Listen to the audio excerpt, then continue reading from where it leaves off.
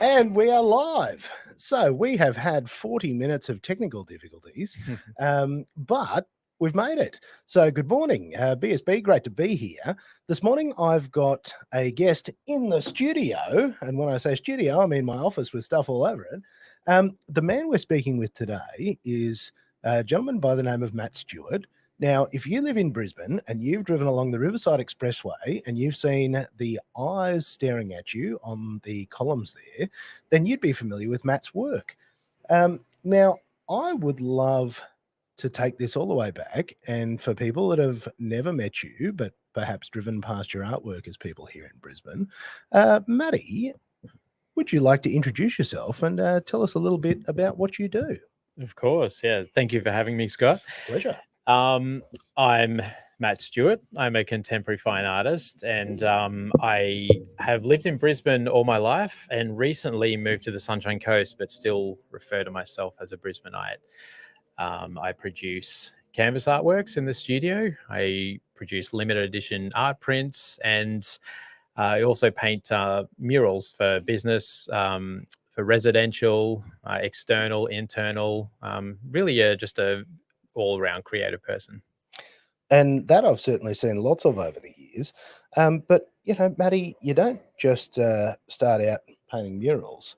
Take me all the way back. Like, where did this start? Like, were you a young fellow? Like, where did the love of art come from? Yeah, definitely. I think like with all these, you know, these sort of creative pursuits that turn into a career, there's always some sort of little fire that's lit very early in one's life. And I've, you know, from the very word go, I've loved drawing. I remember being very young and you know, loving coloring in, loving drawing, loving creating things visually. And then all through primary school, high school, you know, I sort of furthered that and then got out of high school. And I think from my parents' point of view, turning that that creativity into something that was monetizable. Art's not a real job. It's not. No, and that's your problem. No. And I get that, because again, I was told photography, not a bloody chance. Yeah. What idiot would do that as a job? I mean, that's just dumb.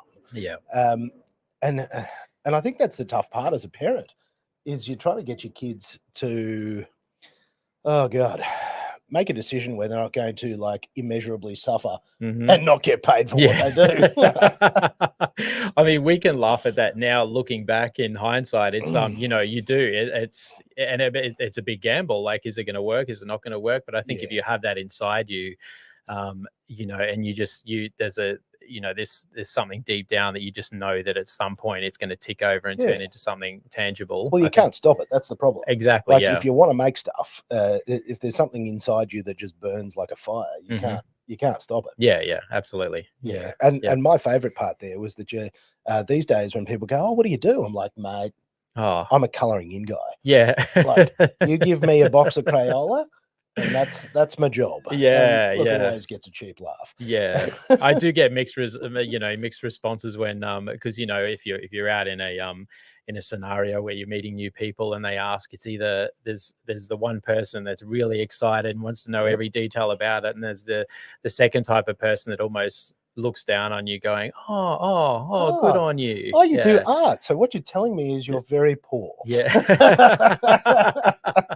And you live in a house with 7 other people in West End. Yeah. And you do art. I'm like, And look, obviously at the start of any creative journey, that is actually what it looks like. Oh, 100%. And like, you know, tell me, so, you know, after school, which direction did you go?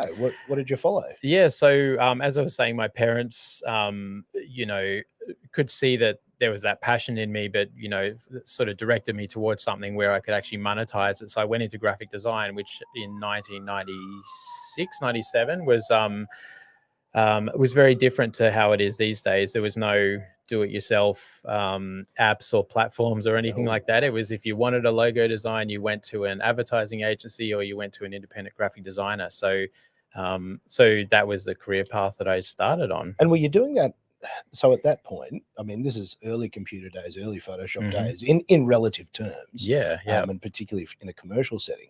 Was that like hand drawing or was that early Photoshop? I was at the very end of hand drawing with software being sort of 2 to 3 years into it. So I was working on Photoshop 1 and 2, Nice. and you know, and typesetting ads for the Courier Mail, like physically cutting the letters out and setting. Yeah, absolutely. I got the very, very last of that, probably the first 6 to 8 months in my graphic design. Wow. Yeah. So like right from, because I actually work with a guy who, you know, they've got a family agency, so multi-generational. And he was telling me that like in the 80s, his first job in that business was like they would lay up the ad, like by hand, cut the things out.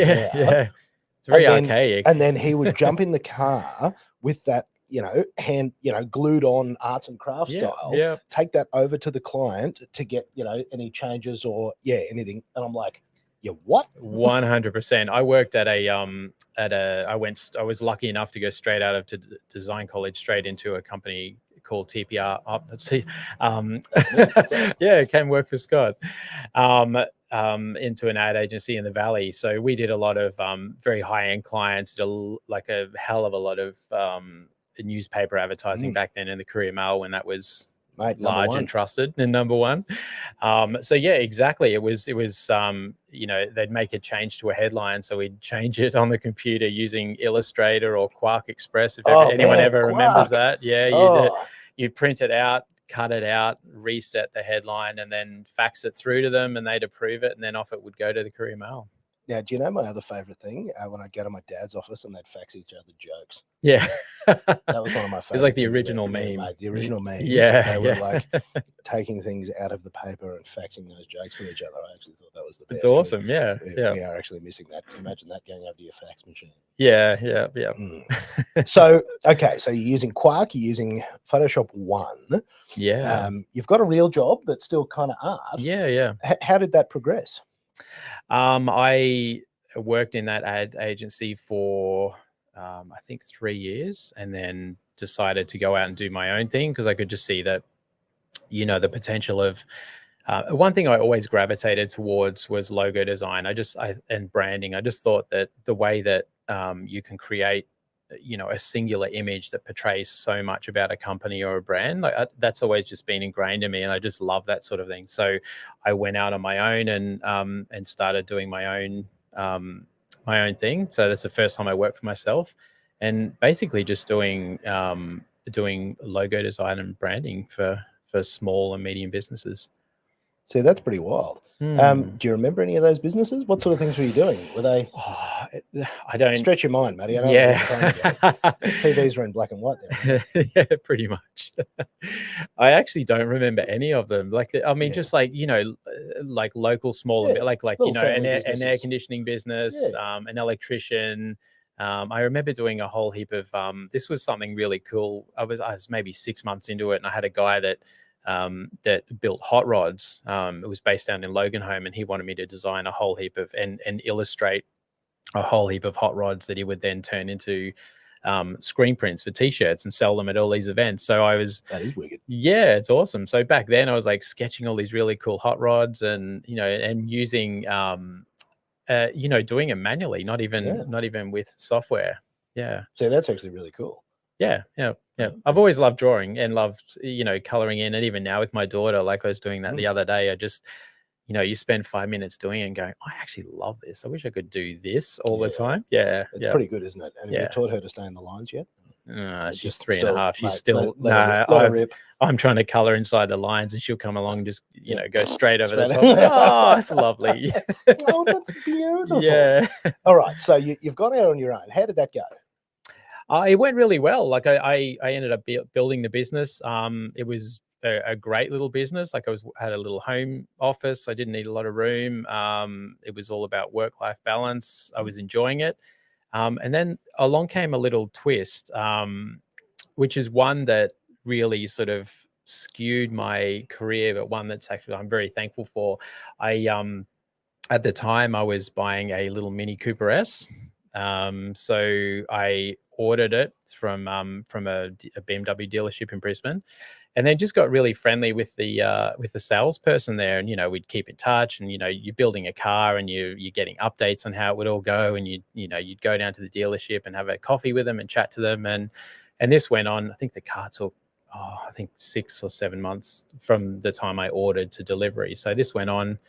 I received the car and then had it for a number of months, maybe even 6 months after that, and then still kept in touch with this salesperson who ran the Mini showroom, and then we became friends. And then just through chatting, he said, "Oh, look, I'm moving into a higher position within the dealership. Would you ever be interested in coming and working for the brand?" I'd never been a salesperson per se, even though we sell in our businesses every day in different types of ways, but something I'd never thought of. I sort of balked at the idea to begin with. I said, "Look, I've never done this. I don't know anything about it." And he said, "You know everything about the product. You know the product back to front. You're probably even better than me. That's the main thing. You just have fun with it." So I packed the business up that I had built and ran, and went and became a car salesman, and for Mini, like Mini the brand. Different direction. And how long were you there? Because this is kind of the cool story. This is where Maddie's story and my story intersect. Yeah. How long were you there? In the deal, in dealership land. 2006 through to, so maybe 4 years. In total. Yeah. Because this is where Matt and my stories intersect. Because what was crazy was I have a not dissimilar story where I also have terrible taste in vehicles. And I had a 1989 long wheelbase 735 IL. So if you know your BMWs, that is, the long wheelbase 7 Series from the 80s. The lounge chair on wheels. Mate, lounge chair on wheels. Yeah. Best part about that was I remember pulling the seats out, and stamped underneath was like East and West Germany. So, mate, we're talking, before the fall of the Berlin Wall, some of those parts were made. But I had this car, and I came down to, and, look, I think it's appropriate, shout out to Motorline, because without them, our paths never would have crossed. And I came in the same way, where I was actually there. I think it was a BMW club function or something. Like I can't remember, but I brought the 7 Series down there, and same thing. Got talking to them, and it was exactly the same story. Like they just loved the passion. They loved it. Knowledgeable about the brand. Really enjoyed it. Was just happy to be around it. And I ended up getting a junior marketing job there as a little assistant while Matty was working in Mini. And that was the beginning of a beautiful story. Absolutely. Yep. That's probably 14, 15 years ago. Yeah, it's going back now. Yeah. That's all the way back. Yeah.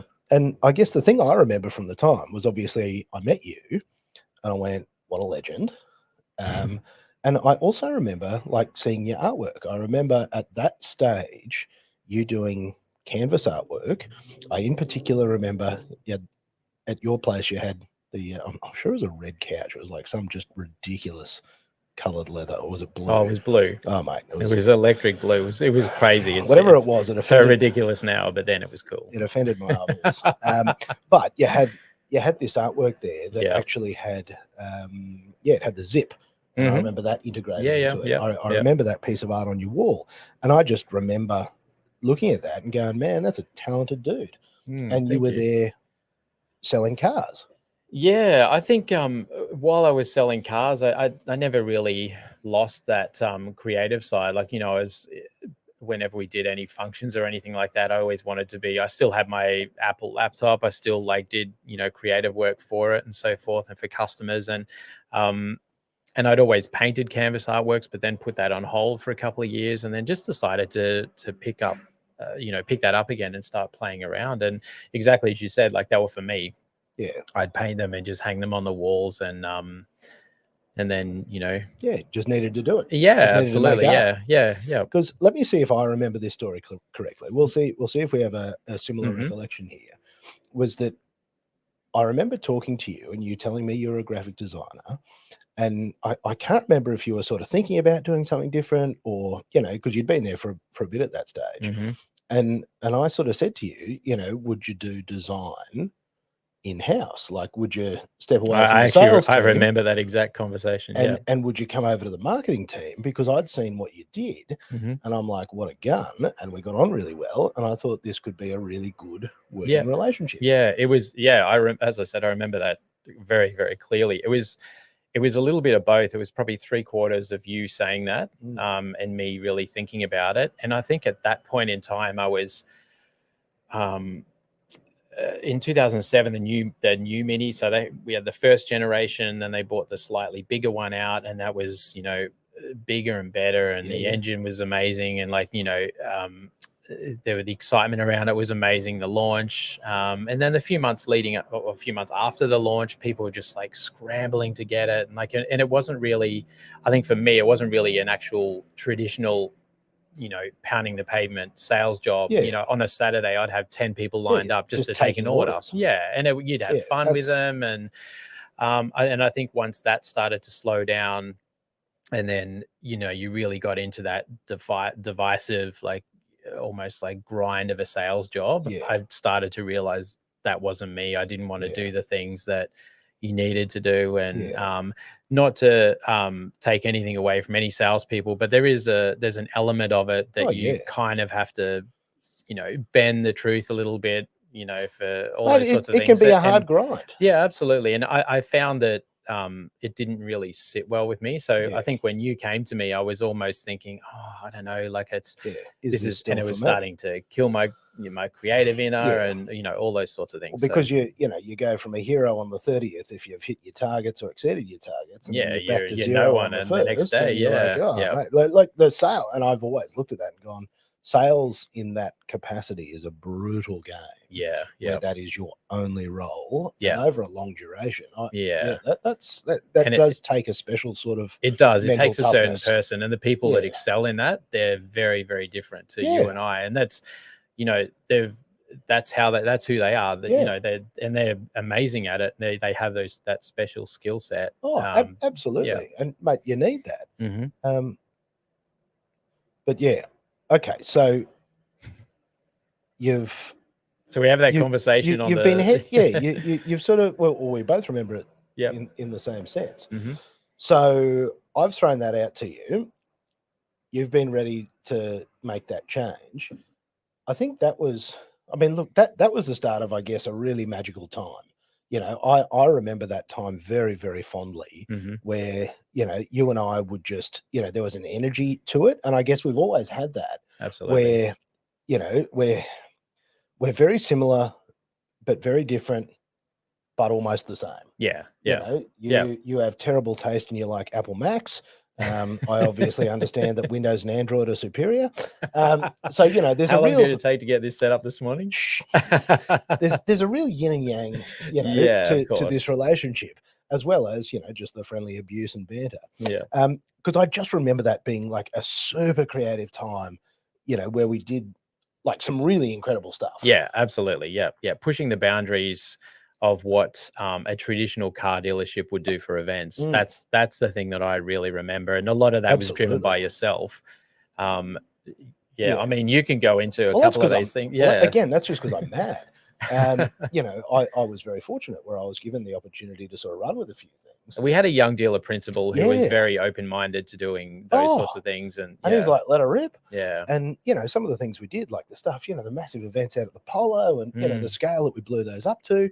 And my other favorite was like the X5. Destroyed 5 or 6 brand new X5s. That X5, I rolled their Land Cruiser. Yeah. I don't know if you remember that story. I do, yeah. That was a good one. Put it over on its side. Yeah. As we were building out a path. Yeah. For the new X5s. That was actually one of the coolest events we've ever done. And I just have beautiful memories of that time where, we were given sort of the capacity to just create and do really extraordinary things. And I learned so much through that, and I got to do just the craziest stuff. And I also just I loved working for BMW as a global brand. Yeah. I You felt proud working for that brand. So proud. Yeah. Proud. So proud of the product. It was a really formative time as well for them. They developed, the turbocharged engines. I remember 335 coming out. There was just really cool stuff. Yeah. I feel they've fallen off the wagon a little bit. But around that time, absolutely, that sort of 10-year period, they were the masters and they were number one. Was wild. And it's hard to think of now, but Audi was very much the third brand, which is extraordinary. It was very much, Mercedes versus BMW, and they were, way over there. Long way back. Mercedes was still an old man's car. Yeah, Mercedes was an old man's car. And then, the BMW was an exciting car. And I guess that was an exciting time. But here's the crazy thing. And I read this, how with all their new designs, they actually aim to be divisive. And the goal is actually to make you go, oh, what? Because it does that. I had the moment where obviously the new M3 was certainly very polarizing. I drove past one on the freeway and I found myself staring at it and going, I quite like that. Whereas I remember seeing those giant nostrils and going, what's funny? I actually liked that from the very beginning. Oh God. It was very polarizing, but I looked at it and went, even though I've kind of almost flipped, and I look at Mercedes now and just think from an aesthetic point of view, you're an old man now. Yeah, true. Especially the AMG models, there's that the creativity that they use in their branding and their marketing, right? From Formula One all the way down. It's perfect. I mean, from an advertising and branding point of view, Mercedes are number one since the C63 AMG. Yeah. Man, that was the game changer, to put a big stonking unit into a sensible car, which, let's be honest, is my favorite thing. Because in my opinion, and I'll ram this opinion onto anybody, automotive design peaked at the E39 M5 in the late 90s with the 4-door V8 manual. So you can take all your friends out with you. The style, I've to this day, I don't think I've ever seen a more beautiful. That is a beautiful car, polished car. Mate, E39 M5. Yeah, chef's kiss. So mildly off track. So wild times there. After that, so obviously we both, I departed there before you left a bit after, and that was around the time, mate, I left there and went and worked at a florist, just because I sort of needed a whole reset and was trying to figure out what I wanted to do next, because I really didn't know. But I knew I wanted to do this. And so I actually ended up having to work some other jobs along the way, which actually ended up being super awesome, while I was getting TPR off the ground, because obviously I had a mortgage to pay. And when you're making $1, I think our whole first year, I think we made 10 grand. It was our entire billings for 12 months. What did you do after there? I'm trying to remember. You can't remember? No, my brain's broken. I went to while I was still at Motorline, we did the Mini Clubman launch, which if anyone remembers, it had the barn doors at the back. They still sell them, but the original one that they bought out was really cool. It was still small, and the little barn doors at the back. So we did a launch at a company in Wollongabba called Fifth Corner Technologies. It's all coming back to me. Yeah. So they still do specialize in home automation, audio visual, and so forth. And they have a warehouse in Deshan Street in Wollongabba. And I hope I'm not speaking out of turn. I'm sure they still do have all this, but at the time when we did this launch and I then went to work for them, they had this amazing warehouse that looked very, very plain from the outside, but on the inside it was architecturally designed. It was you'd almost call it a very cool futuristic nightclub. So all their audio, all their automation, everything was throughout the fit out. It was amazing. They had I'm having mind-blowing memories now. I think if anyone Googles it, there's still images of it up there. So it's a really cool space. Fifth Corner. Deshan Street. Yeah. Because what I remember is they had, and again, this is, OOs, Mm. and they just had wild home automation, Oh, which crazy. was like Yeah. at its peak back then, Yeah. before home automation was really even. Yep. They were selling know, a Sonos thing. before Sonos became mainstream. Yeah. Yeah, they were miles ahead Yeah. Yeah, of definitely. what was going on. Yeah. Yeah, so we did a launch there because we wanted to do something a little bit edgy and crazy and underground that suited the car, and that was perfect. And then not long after that, the director from there asked if I wanted to come and into a marketing manager, brand manager role into that business, and off I went. It's all coming back to me Because I had no Scott Nelson with me anymore. No, so well, see, that was the thing. We'd lost the dynamic duo. Yeah. And I don't know. I don't know about you, but like creative life, I do find, I know you've always done it by yourself, but I find it harder by myself. Like I love the bounce. I love the the throwing ideas together. And it's even something I talk about like with my production teams or in-house here, is like you get the thread of an idea.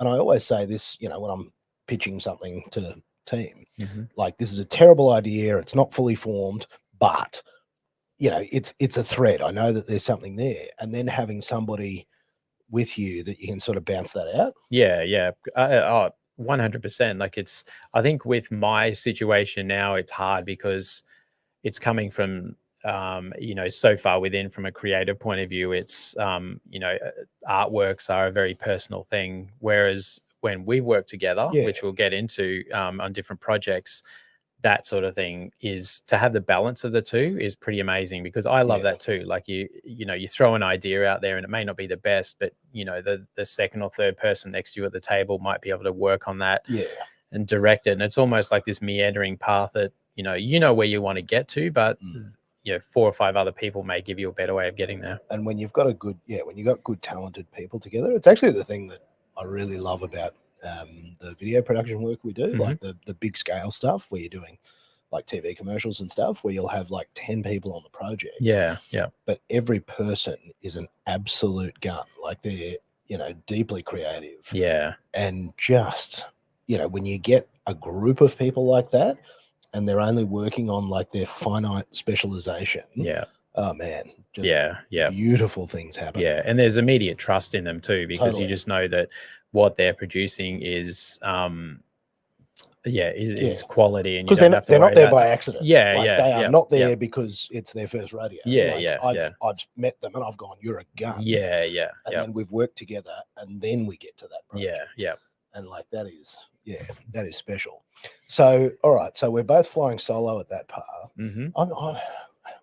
This has to be getting close to when you did your first art show. Like, we've got to be getting close. Are we close? Yeah, or actually, are we miles off?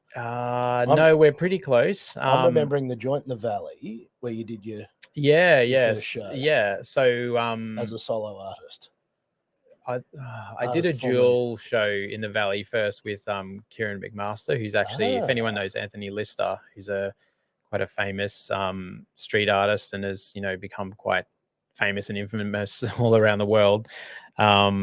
It's his brother Kieran, who's also in his own he's also a great artist in himself. I did a dual show with him, and that was while I was still, I'll rewind a little bit. So I went to Fifth Corner, worked in this branding marketing manager role by day, and then they had some spare, so a really small area, like maybe half the size of this office upstairs. And I just said to the owner, I said, can I just use that to paint at night as a studio? And they went, yep, that's fine. So I set it all up.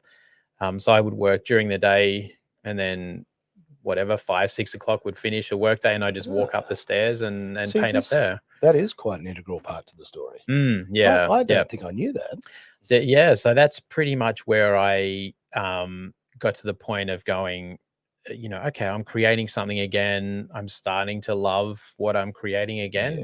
Like everything, a few pieces went through and I repainted them. But I just sort of went through and then started selling them as well. So, and this is one of those stories that I think a lot of people can relate to, where I was working that full-time job and then also had that hobby, which was kind of turning into a business itself on the side, and they just sort of ever so slowly start to get a little bit of uplift. Yeah. So I got to the point of I don't know, I'm going to say it's probably 2 years into that job, of going, okay, well, I remember the day just going, okay, I'm burning myself out. And at the time you think, you have these grandiose ideas of going, I'm going to make it. Yeah, of course I can do it. Am I going to leave a good paying job and do this full time because I need to, if that's going to happen? And I did. That's what I did. Mate, let it rip. Yeah. And that's, mate, that jumping point is the most terrifying. Scary. And you see, I see people talking about it all the time, where they're like, obviously the cool word now is side hustle, but they're doing the thing. But if you don't leap into it, it actually never happens. If you do not, they talk about, burn the boats, no retreat, no way out. Man, not having enough money to pay bills. Whew. That's pretty full on. That gets you going. Yeah, it does. You want to talk about a hustle? That's the best way to hustle. It's not having a definite income each week. All of a sudden, you become fairly extraordinarily motivated. Mate, tell me about those early days. I mean,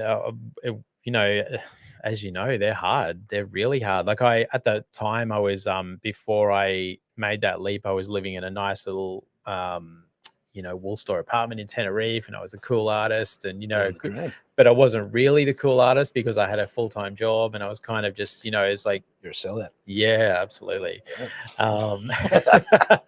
So to do this, I was, I was in my early 30s, and I moved back in with my parents for 12 months just to sort of make it all work. And it was, I mean, I love my mum and dad to bits, and they were supportive, but there came a point where I remember Dad saying, like, you've got to make it work. And I was trying to make it work, but it's, as you know, with any business starting up, like you said, like 10 grand in that 10 grand in 12 months. Do the math on that. Work that out. Don't go too far. That is not something to be proud of. But I don't think people, and this is the thing I find, and it's why most of my friends these days are business owners. Because if you do not own your business, you have no context of the stress that it brings and how hard it is to get yourself to a point where what you do is fully funded by yourself. Yes.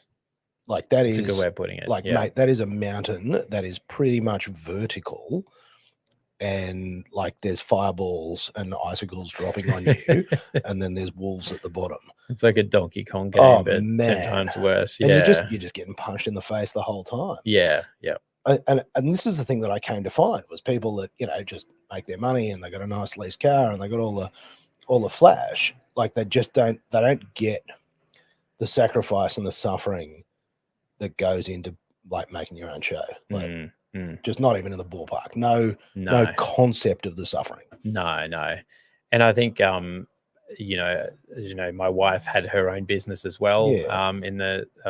Had a really successful hair salon, which she sold a few years ago, so we could start a family. But we found our group of friends like slowly dwindling, and it wasn't because of anything other than you've got to spend a lot of time on your business, and you need the people that, when you do have that free time, you need the people around you that understand, because they get it. They get it. And not necessarily you have to sit around and have a woe is me moment, but they just understand that, you got to cancel last minute. That's okay. No problems. I get it. Totally get it. And it's that sort of stuff where, people will get shitty at you because you can't go to something. And you're like, are you joking? Like, I have to do this. How can I not explain to you? I know that you can pull a bloody RDO and have a sick day. I can't. Like, if I don't turn up, it's game over. Like, that client will never ring me again, and I will never, like, it's genuine. It feels like, I know I'm over exaggerating here, but you have to treat it like life and death, because it is the life and death of your business. Like, if you don't go, if you don't show up, if you don't give it everything you got, that's true. Like, mate, it's over. And as everyone knows, like, it's especially these days with the amount of like outlets and ways you can review businesses, and Yeah. even just social media in itself. Oh, Like totally. you can be destroyed with a Yeah. sentence. Yeah, and they'll just flog you. Yeah, yeah. So even now more so, you know, you really need to be vigilant, and and as you Yeah. say, like turn up. I don't care if you're like, you Yeah. know, if you're dying with a cold or a Yeah. man flu, you need to just get there, Mate, get the job done. sort it out, fix Yeah, it out, because yeah, nobody cares. And this yeah. is the thing, like, no one cares about your excuses. Mm-hmm. Like, nobody wants to hear excuses, Yeah, particularly yeah. if they're paying you as a professional. They don't want to hear your sob story. Absolutely. Like, Yeah, your sob story might get you out of trouble at work, yeah. but mate, your sob story does not get you out of trouble when you're the boss. No, not at all. No. Yeah, Yeah. I just don't think people. Yeah, I don't think that there is a deep enough understanding, because there's such a chasm between, you know, a little bit of side hustle, you know, you might make a few bucks, Yeah, yeah, to fully self-sufficient, yeah, you know, yeah, with your own income. yeah. Absolutely. And you know, and it does. It takes a certain person to. Not that I'm blowing us up at all, Yeah. but it definitely does. Like when you meet those people, it takes a certain person to make that leap and to understand that doing it prolonged as well. It's Oh, yeah. not, you know, anyone can do it for 6 to 12 months ago, and oh, I've got a meeting today with this Yeah. person and that, and it Like, seems all like, cool. yeah, amazing. Come But and to see do me it in for 5 years. yeah, 5+, 10+ Yeah. years, and then And then I'll be impressed. yeah, Because yeah, and you see that, you know, again, the hustle culture, you know, and man, I even say this to people about marketing. Like, they go, oh, what things can I do? And I'm like, man, you just got to keep doing the basics. mm-hmm. Like, you actually don't have to do anything super fancy. Yeah, yeah, You know, you just, and exactly what you said, like, any idiot can be good for a day, a week, a month, 6 months, but can you be good for 3 years, 5 years, 10 years? And can you be as excited today mm-hmm. as you were 10 years ago? Yeah, yeah, And because that's a whole other game. yeah, And yeah, see, you and I are the same, where I'm just as excited today. Like, you know, we were on the phone, you know, as you were driving here. yeah, And like, we're both bloody pumped because, Yeah. like, you know, we're stoked to catch up. I'm doing this thing, you know, we're podcasting. I don't even know what's going on here. But like, it's every day is exciting because you're making your own adventure. Yeah, absolutely. That's a really good way to put it. It is like every day is different. Like it's never the same. It's never the same. Like, no 2 days look the same. No. Like, Not some at all. days look real bad, some days look real good, and lots of them are actually somewhere in the middle. Yeah. But it is never the same. No. And I think that's the excitement about it too. You're like, to go back to those books that we read as kids, Yeah. like you are choosing your own adventure. Like, you know, Totally. any choice or any decision that you make throughout the day, the month, the year, that's how your business and your career is going to go. Because, Correct. and it may not be an immediate change, but something you do now might actually, you know, alter something a few months down the track. So you're constantly thinking about the now, you're thinking about the future, you're thinking about the long-term future. Always. So yeah. That's why teach your kids chess. Yes. That's the game. You got to be thinking 10 moves ahead all the time. But Yeah. that's one of my favorite things. Like, I love, like, and even with this stuff that I'm doing here, that I was like, I enjoyed doing these little shows, but I sort of got sick of just having myself on there. And I was like, oh, wouldn't it be cool? Like, I know lots of cool people, you know, maybe we could like Yeah. get together and talk about stuff. And like, bam, next minute, you know, I've got a podcasting studio, which, you know, look, it's pretty budget. You can sort of still hear Ipswich Road banging out in the background. But like, I love the fact that I can decide and then do it. Yeah. And you know, I don't expect, you know. You had this gear set up within less than a week. Yeah.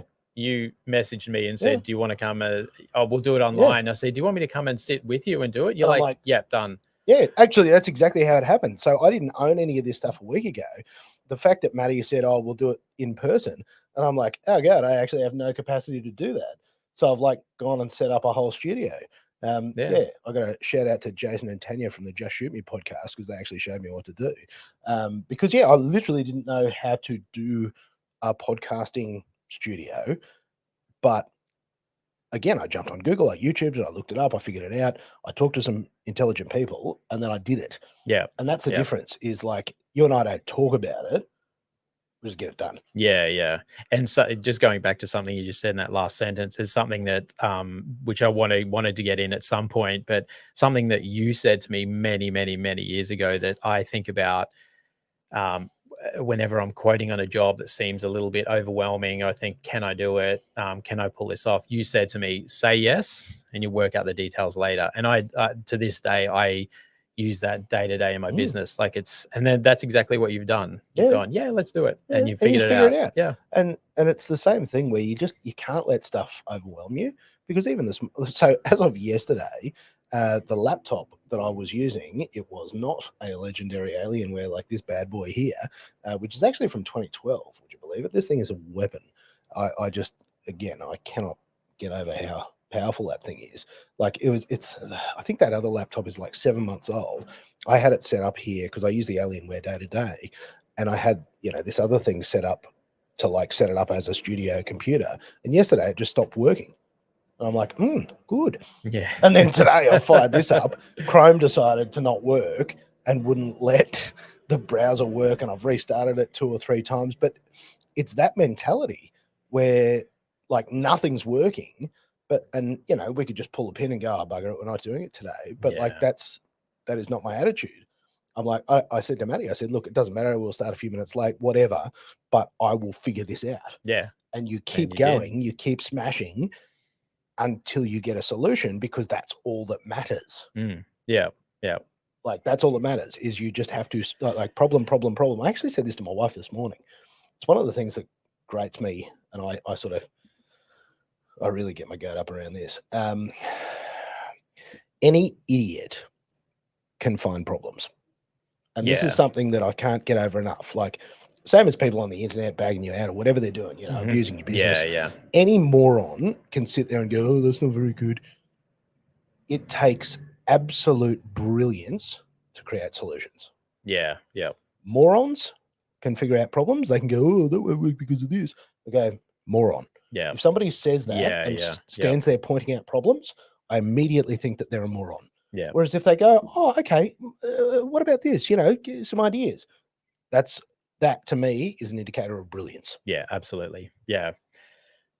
I can't even add anything to that. That's perfectly said. Yeah, that's exactly that's exactly right. Because the people that you get negativity from are ones that have never and will never do it. They're just sitting. They're just there waiting for that moment. Correct. They think that it's going to magically happen. Much like winning the lotto or getting struck by lightning. They think that something magically happens and then you magically get somewhere. Yeah. But you don't. Yeah. You just grind it out. Yeah. And even when it's the worst ever, and something I've come to talking about more is I've started to view my existence more like, going through the seasons. And, sometimes you're in the middle of winter. And, sometimes it's just real bad. And it can stay real bad for a while. Yep. But I try to remind myself now, even when everything's terrible, you go, mate, at the end of winter comes what? And, on the other side of that will be spring, will be summer, it will all be good again.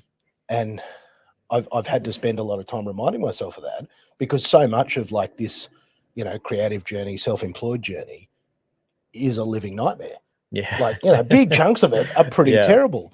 And we sort of got onto this because, we were talking about your first, couple of years in the business there, because, I was, so we've sort of covered off. So you're at Fifth Corner, because I'm gonna jump us back here. You're at Fifth Corner. You found a little art space. You've YOLO'd and you've gone, I'm doing this. Yeah. So you've done that first 2 years. How's it going there? Take me back to that place. Oh, it it was good. See, I don't believe you at all there. First, I'd probably say the first maybe 3 to 3.5 years since I YOLO'd was like hard. Like that was just like building a business. I was getting work in, there's no doubt about that, but turning it into an actual business and running it and so forth, that was never really existent. It was kind of like just doing the work and taking the orders as they came in and working on that. And at that point I wasn't I didn't have Instagram. I just had Facebook. Facebook online advertising really wasn't anywhere. It was almost non-existent. Yeah.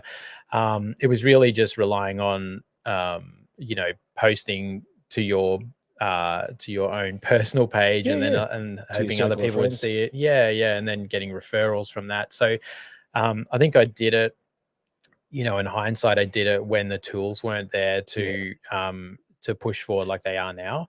Yeah. So as those tools started to become available, that's when the momentum started to happen. And I remember you telling me years ago I didn't have Instagram. You're like, what? Why do you not have Instagram? It's so easy. It's like it's visual based. It's pictures, mate. Yeah, and I think that night I went and set myself, because I was purely working on Facebook, and I had a business page and I was building that, and I just thought I didn't really see the value in it at that point from a marketing point of view. I was just looking at it like, oh, it's people posting pictures of food or holidays, and that's how I saw it. And you opened my eyes to the fact that it was, you know, from a business point of view, and especially a visual business point of view, it's absolute gold. So I started it up, and then from a creator's point of view. Yeah. Because that would have been, I'm trying to remember, that would have been 2011, 2012.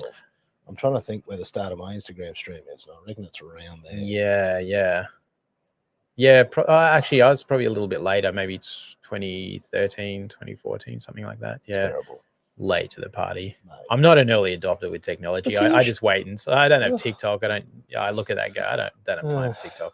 Do you know I've done TikTok, but I've sort of wound out of it because, like, I get it, but I don't have the time to do it. Yeah. I get it. I absolutely get it. But that's, you know, on the flip side of it as well, that's not my demographic. Yeah, and it's not my vibe. Like, I think that was the thing. Like, it suits a lot of the dumb things I do. It suits like my forward driving and, you know, stupid things that I do. But like for what I do, as you know, I don't want to be like glorifying myself, or I don't know. I get it. I don't know. Like, it just doesn't. I think it's got to work for you. I think if you're doing it from a business point of view, it needs to be, like I just said, the right demographic. Like, if you're not hitting that age bracket that it's aimed at, like it's kind of pointless. Like, why not put your efforts into, you know, from a creative point of view, from Pinterest or something where your demographic is sitting, or Instagram or Facebook. And put the time into that. All right, so we finally got you on there. I'm still trying to get to this first art show, because, you know. So I think while I was when I jumped out and did that. So when I was at Fifth Corners, before I went out and did it, I did that dual show, and then so I'm trying to put the timeline. Yeah, no, that's okay. And then I went out and did my own thing, and I was doing that for about 18 months, and then I met my now wife, who was, I remember that vividly. I remember the courting. Yeah, who was living in Tenerife as well, in a Woolster apartment. Naturally. Yep. So I ended up, I think we were dating for a few months. We were actually like, I'll rewind this to put it into context. Like, I remember Maddie being smitten. She had just gotten out of a long-term relationship, and pretty much said to me black and white from the first time we caught up for dinner, like, I'm not ready for a relationship. I don't want to date. And I'm like, yeah, okay, sounds great. Yeah. So we were and we joke about this now, it's quite funny, but we were friends, like good best friends. Nothing actually happened in the friend zone, absolutely in the friend zone for a good 12 months. And then I broke her down. You slowly wore her out with your persistence. Yeah, I think that's what it was. Yeah. Again, mate, anybody can be a hero for one day. But mate, you had that inbuilt. Because see, this is the thing. This is why I get so excited about, like, that over time. Yeah. You know, actually, my old man would always say, "In the fullness of time, Scott." But like, he's right. Yeah. You know, everything good. Genuinely takes time, which is super annoying when you're like 20-something years old and you're like full of energy and want to make something of yourself. Yeah. I don't want to hear that. Yeah. So I want it now. Yeah. Okay, so you've worn it down. So while we were before we started dating, I actually left Fifth Corner and moved to it. Do you remember that studio space I had in the valley? I remember the studio space, because I remember seeing Anna in there, and like, painting, and she'd come in and watch you. Yeah. So and it was one night while I was painting, she says, I looked at him differently that night, and that's the rest is history. Bam. So I had that studio space, and from there I created the first exhibition, which I think I keep going back to Tenerife. But managed to get a full basement level under one of the wool stores, which was empty and for lease at that time. So I managed to get it I had an opening night, and then I had an exhibition for 3 days following. And I think at that point I wanted to do, I was going to exhibitions and, I was very inspired by street art as well. So I was going to a lot of these things and just taking it all in and just seeing, not that they weren't great, but I was seeing that nothing exciting was there's nothing tingly about it. It was just art on walls, really well lit, and you walk in and go, have your wine or your champagne. Oh, that looks nice, love that, and then you leave, and then that's it. So it was pretty bland. Yeah, it was bland. So when I decided to do this exhibition, I wanted to make it an event on the opening night. And you can, again, mate, as Steve Jobs, you can only connect the dots looking back. As you go back through, your time at Fifth Corner and the your time at Mini, and it actually makes perfect sense. Absolutely. So so the opening night was, so obviously I painted a full exhibition of artworks, but I didn't want to light them because we're talking about the basement level of a wool store apartment. So you got huge concrete columns, concrete floors, exposed brick. Like it was a very Brooklyn, gritty New York feel to it as an empty shell. So that sparked the idea of having like a really cool New York themed opening night. Like a club vibe. So the DJ who was actually still is a good friend of mine, I put him behind. I got some like temporary fencing, and he was behind that, and all the artwork was actually lit from below with theater can lights. So it would throw shadow across the artworks. Like, any exhibitionist would walk in there and go, you can't even see half these things, but it created the emotion. The vibe. It was the vibe. And the wine was, I got Belvedere vodka on board, and they supply, and then the wine was being served out of hot chip containers. Remember the ones from the Eka? Of course it was. And we had a hot dog vendor and then New York sliced pizza cake. Like it was very, very cool. Underground and cool. But it's what you want. Absolutely. If I'm going to go to an event, do I want it to be sucky and boring, or would I like it to be awesome? Yeah. And the funny thing was, I had that was in 2011. And I think even up until like the fee, it gives me goosebumps now. The feedback that I got initially from everyone that came, like, because there's the usual people that turn up to these things, and it's a real eclectic mix of people on the opening night, was that there would be nothing like it in Brisbane for a long time, because it was just that different, that energetic. The vibe was amazing. And then even 4 or 5 years later, I still had people saying, remember that exhibition you did? Like, when was that in the wool store? So that was the long lasting legacy, for lack of a better word, of that exhibition that I look back on fondly and think, wow, I created this, and on a small budget too. So it's that not was like your first solo exhibition. So So the one I'm thinking of, that was my only solo. I haven't had an exhibition since. Because the one at the other side of my office, you can't see it here, but there's the Lego Man. Which is like OG Matt Stewart. And I remember buying that. I remember paying $500 for it. I remember not really having $500. But like, I don't know, this is something else I really bang on about. And I probably bang on about it more now that my business is a little bit more established, is if you are the sort of person that hits up your friends' businesses and asks them for a discount, you're a dickhead. I can't say this loud enough. Support your friends' businesses, pay them. Do the very best that you can, to spend the money with them, particularly the people who are just getting going. Man, it hurts. Like it hurts so bad. Like if you're, making cakes or whatever it is. Like it just, because I've really felt this over the years. And, I know we both share this. But like, it's so nice. And I'm so proud of that piece in particular, because for me, that was like day dot, like at that place in Spring Hill, that underground thing there. Do you remember that one? How do I not remember Oh, this? Have dude. I in Spring Yeah, Hill? and see, I feel like that show was actually before the one you're talking about in Oh, Tenerife. okay. That was in the Valley. Yeah, That's in the on the Valley. cusp. Yeah, Yeah, that yeah. was the Jewel show I did with Yeah, the Jewel Kieran. show. Yeah, okay, Yeah. yeah. Because I remember that So all the way back when. that was Yeah. an exhibition. That was prior to this other one I was Yeah, talking about, but that prior was to the solo show. Yeah. Because like I was just so proud of my friend having like his art on display and people there, and like I just remember that just being a super cool vibe. It was cool that night. Like Yeah, just yeah, really, yeah, like I've yeah. never forgotten. It's crazy the stuff that sticks in your mind of like, you know, the millions of things you've done over, you know, years and decades. But like that moment, like the joy I had because, you know, I was fighting my own battle, trying to get my own thing off the ground, and, you know, watching you, you know, take those steps forward. Like it's just the coolest. Yeah. Like you just, and I think so also happy. Yeah, and I think also like having a genuine friend purchase something off you, no matter what that product will be, when you're at that infinite stage. What do you call infant stage? Infant stage, yeah.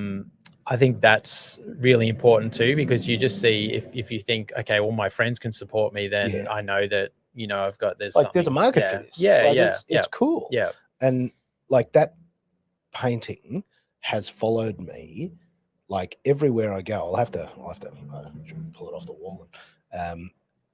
But like I've had that. My first office, I think we're now in my third office where we're sitting now. My very first office, my brother Adam built for us under my house.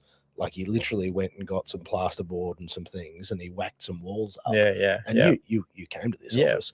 Like, you know, it wasn't pretty. You know, it was an, you know, old 1940s house, and it was, you know, up on stumps, and we just slapped some walls up, put some carpet tiles down. It was timber above, and the dog would pee on the floor, and it'd drip down onto our IKEA desks. And when it would rain, the house was designed that the water would run under the house. So everyone lift your legs so the up. whole thing, it'd flood under the house. We'd get a river running under there. And then my favorite memory of all that is the executive washroom. If you recall that. So the place had like an outhouse downstairs bathroom. And I mean, it was revolting. Like think about the worst dunny you've ever been to. It was that, but probably a little bit worse. Like it had no walls and the termites had eaten it out. Like it was revolting. Yeah. But we would refer to it as the executive washroom because like that actually just made it sound less hideous. But point of the story was I actually had Maddie's artwork hanging in my very first office, which was this, you know, dodgy makeshift thing under the house. And, you know, it sits with me now, you know, 3 offices later. I had an office in West End for 8 years. You know, I've been here for 3 years. And every day I look at that and like, it just makes me smile. Like it's my connection, you know, to my mate. And I've actually got some of his work at my house. And Maddie actually did a beautiful piece when my son was born, and that actually hangs above my son's bed. Like it brings me so much joy. And I think this is a funny thing. I probably wasn't much of an art guy. Look, I think I lacked a lot of culture.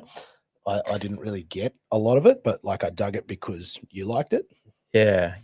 I think, I think a lot of people, and you know, coming across a lot of my clients as I, you know, move through my career, I think a lot of people are very similar. Like they think they're not art people and they think they're uncultured, but when you really dig deep, they do have something in them. Like it's kind of, I don't know how to describe it. Like, you know, you start talking to them and they start giving you these little tidbits and you think, actually, you do kind of know what you like, and you have a kind of feel and a style and things that you like. You just haven't had a chance to explore.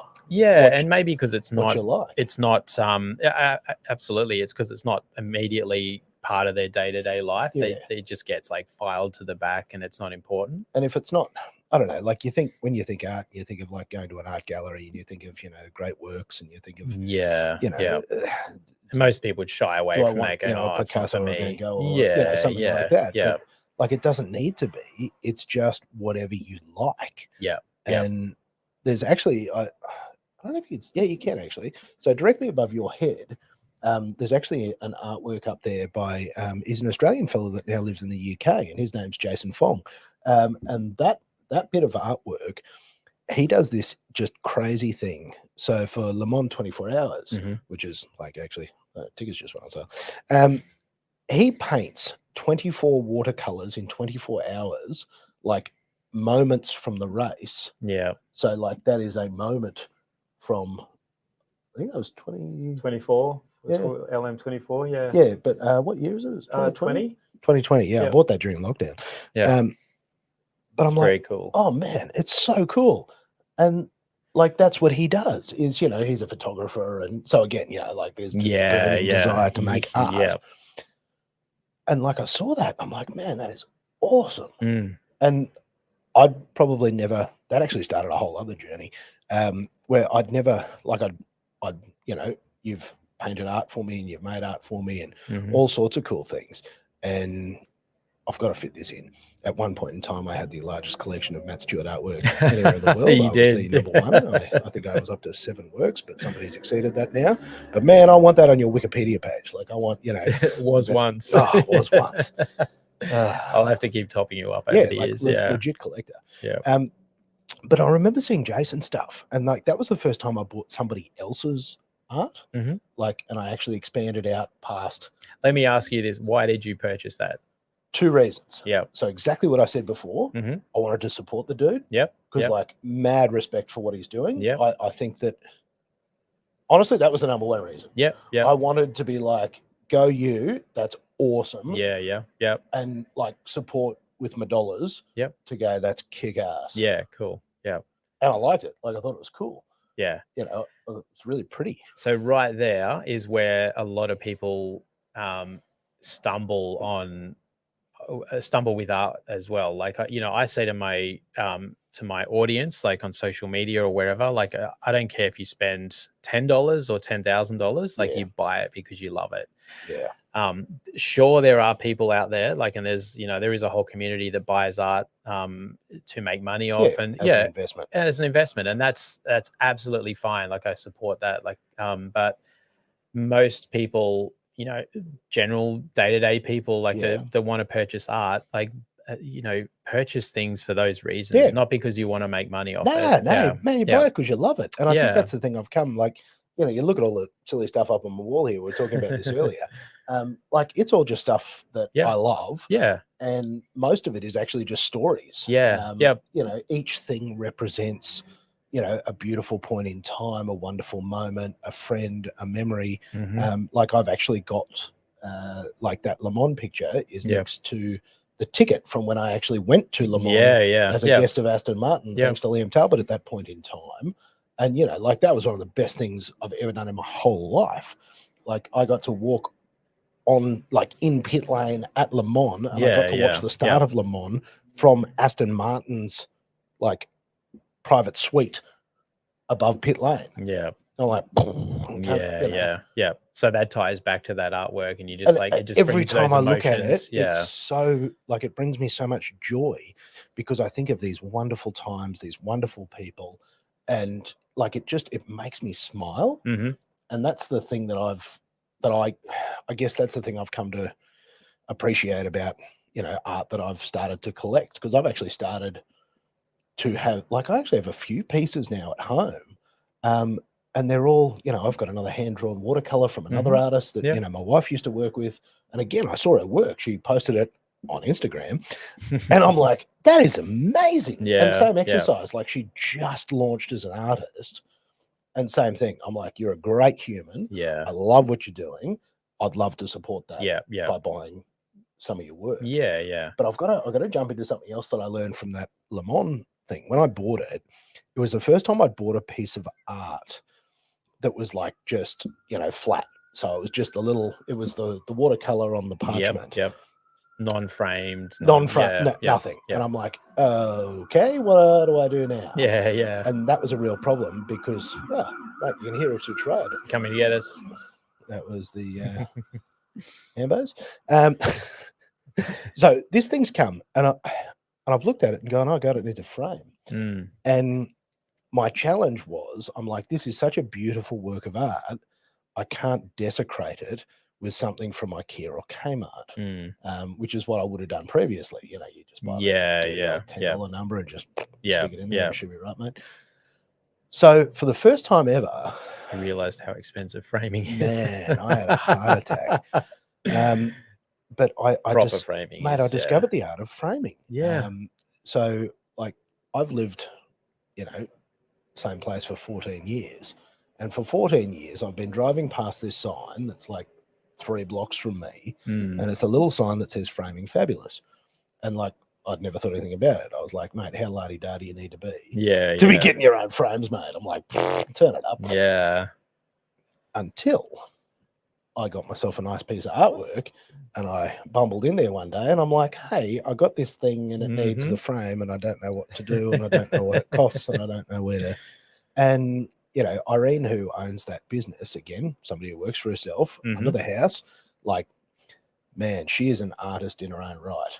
Holy. It's harder than people think, like to get it perfect. Yeah. Man, framing is like, I've come to appreciate framing as the art that celebrates the art. Yeah. Yeah. Like it absolutely. It's like a, I look at it like it's a portable museum. Yeah. So if you want to protect, you know, an artwork and, you know, you'd put it in a museum or a beautiful high-end art gallery and like it'd be curated and looked after and packaged and the air quality. It's basically just a smaller version of that you can take off the. Yeah, that's exactly what it is. And like I almost had a heart attack when she said it was like $250. I'm like, yeah. But you know, when you realize that it's not the Kmart frame and that she like literally makes this thing from scratch, like she doesn't pull a frame off the shelf. She measures the thing, gets the dimensions right, and gets the cuts the, you know, and gets the colors and the things. And I'm now at the point where she's framed like 7 or something pieces for me. Yeah. And I now just turn up with an artwork and I'm like, do your magic. Yeah. And oh man. Yeah. Can elevate a work of art. Yeah. Anyway, massive. I think that's how's that for an artistic journey? for a bloke that's like, oh yeah, art. Yeah, I think people underestimate framing. You know, as I said earlier on in the introduction, I sell limited edition art prints as well, which are A1 size, so they're 54 centimeters wide by 800 deep sort of size. Like they're pretty decent size. And you know, when customers buy them from my Shopify store and, you know, I usually get an email going, I just bought this. I love it. Yeah. How do I go about framing it? I'm like, well, you got 2 options. One, you can go to Officeworks, Domain, Harvey Norman. They all sell off the shelf A1 frames for $50 to $60. Or if you want a longevity out of it and you really love this piece and you want to have it forever, go and see a local framer. Go and see a framer. Oh, you might, for that size, you'll probably pay double the amount of what the print costs. Oh, totally. But like it's worth it. Yeah. And then it hangs with pride in your room. And the other thing I've come to discover is like you take a photo of the space, like where it's going to be hung, and you show that to the framer. Yeah. And they will like they'll match integrate. decor and like they'll match the colors and the whole shebang. Yeah. Geez, we've changed. Yeah. I'm like, I've got a blue leather couch. And here we are integrating the colors of our framing with the blue frame to match the couch. With the internal palette of the home. Oh boy, All right. Well, since we jumped so far off track, I want to back it up again. Yeah, of course. So you've done your expo. Yeah. In Valley or Tenerife? I don't know. Either way, you've done your underground New York, like kicking ass, showing people that Matty Stewart's a legend. What happened next? I think even then, after that, I obviously started to get orders from that, and like I got a lot of. I had a publicist by that stage, so I got a lot of PR and media out of it, and so I started to get orders. Yeah. But even then, it was still a slow burn. It's still. It was a faster burn, but it was still a slow burn. Hard yards. And something that we can talk about, in a minute. But I painted for that exhibition. I painted an artwork that would go on to be probably one of my most famous works. And if I tell anyone what it is, they would have seen it somewhere whether it would have been copied in Bali or copied in the UK, or and I'm sure there's probably thousands of people that have copies of it. But I actually painted that artwork as part of that exhibition, and Really? it didn't sell. What? It did not sell. I held on Man. to that for nearly 12 months. Seriously? Yeah. Because this is the thing. I know exactly the artwork that he's talking about. Yeah. Because Matty has become successful enough to literally have, people steal this artwork and make replicas of it, and people, like, in particular over in Bali, like, there's tons of them. Oh yeah, I've seen photos of them. I've seen people post photos. I've never been, but like not so much recently, but when it first started, it still does happen, but when it first started happening, sort of rewind like 6-7 years ago, I would get just random people that follow me on social media just being over there on holidays and sending photos of these street side galleries and proper galleries with my, not even that artwork, like anything that I would post on social media. Seriously? Copies of it. Wow. Yeah. But not only myself, there was the likes of David Bromley, Anya Paint, I can't remember her, Anya Brock, who's I think she's a Perth artist, like anyone who started to have artwork being seen in the public eye that was real contemporary and popular. They copy in 5 seconds. And like that's crazy twofold, that horrible to have your IP being stolen, but crazy that you've tapped into something that resonates with people at that scale where it is copied. It's both an extraordinary compliment and an extraordinary insult simultaneously. Absolutely. And I can laugh about it now. In the very beginning, I was furious. You think, how spewing. But I can laugh about it now. It's one of those things that it happens. Like there's nothing you can do about it, unfortunately, over there. Like they got a free for all, which is why you buy a rip off any brand over there. The place that I could start doing things about it was when people would go over and buy like 50 of them, roll them up, come back, stretch them, and sell them in Australian stores. So the amount of cease and desist that I've sent out over the years, like, and they'll 99% of the time people don't realize that it's a copy, and within minutes it's off their website. Like, I'm so sorry. They're very apologetic, but you'll get a couple of people that go, oh well, jam it. Yeah. And again, this goes all the way back to why only people that are fighting the wars as a business owner get it. Because like when you are having to literally fight people for your work, and like that's because sadly as a business owner you will end up in legal stoushes with people. I've found that's just what ends up having to happen. And again, that's a frustration and a pain that only somebody that has been through it can fully appreciate. So, all right. So you're a big deal. You're being sold overseas in replica. So like that, because I mean, that's a crazy time. Yeah, absolutely. And I think it was just after that there was a store in, this is when momentum started to gather, like after this thing that happened, and where it's this is the good bit. This is the uplift. So obviously I'm just I'm painting, I'm trying to make a living. I'm lucky that I have a partner who has a successful business and where has full confidence in me of what I can do, and that knows as well in her own heart that it's mate, she believes. She believes. So shout out to our wives. Yes. Without them. So I got so after that, I got asked to send some artworks down to a store in Prahran in Melbourne called Fenton and Fenton, which at that time was the interior design place to go to in Melbourne, if not the country. Like they were selling the latest of this and the latest of that. So I sent I sent 2 pieces down, and then. You can finish the story because you know what happens next. No, this is your story. So I sent 2 pieces down. They were down there for a couple of weeks. And then I think it was a Thursday night. Anna and I had gone out to dinner to Beccafino. Shout out to Beccafino, the most amazing Italian restaurant in Brisbane, which was across the road from us. So we've gone, let's just go out for dinner. It was a Thursday night. And then my phone was in my pocket on silent, and I just felt non-stop vibration. Oh, this is weird. Like So I That's got it out and strange. just went, because you get Yeah. likes every now and then, but Yeah. what's going on? I So don't have that many friends. Like, calm down. yeah, exactly.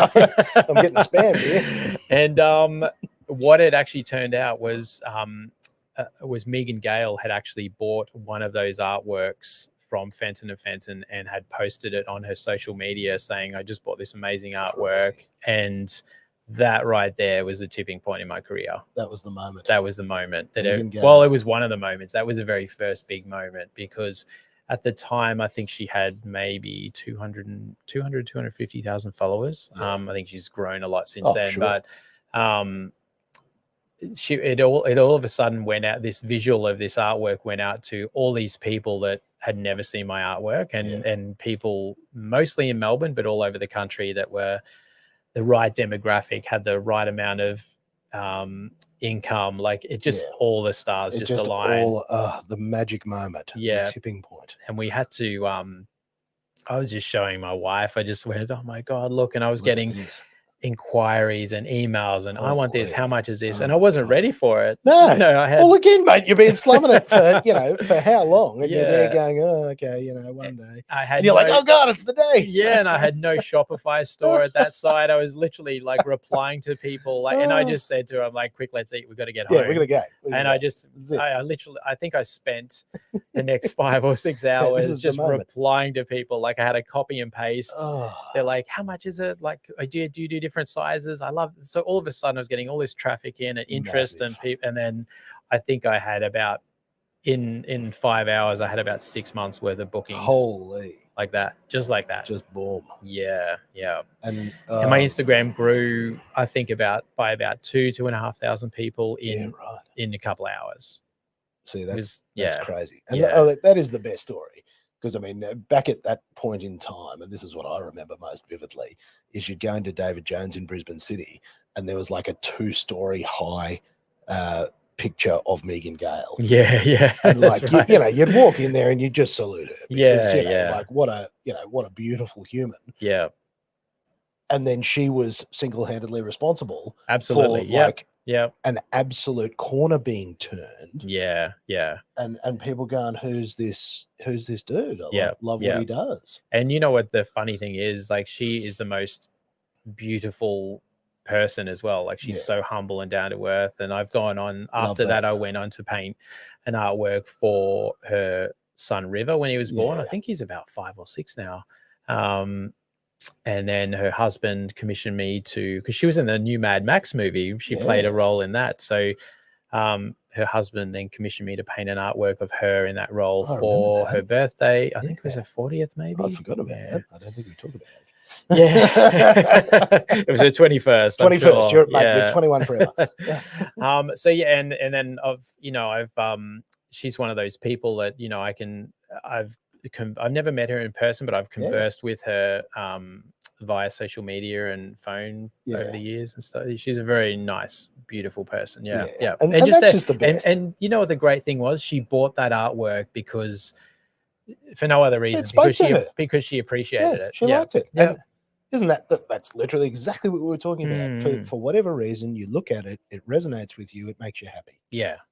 And man, isn't that the best feeling? Like, as somebody that makes stuff for a living, when somebody sees your work and goes, oh, I really love that. Like, that's special.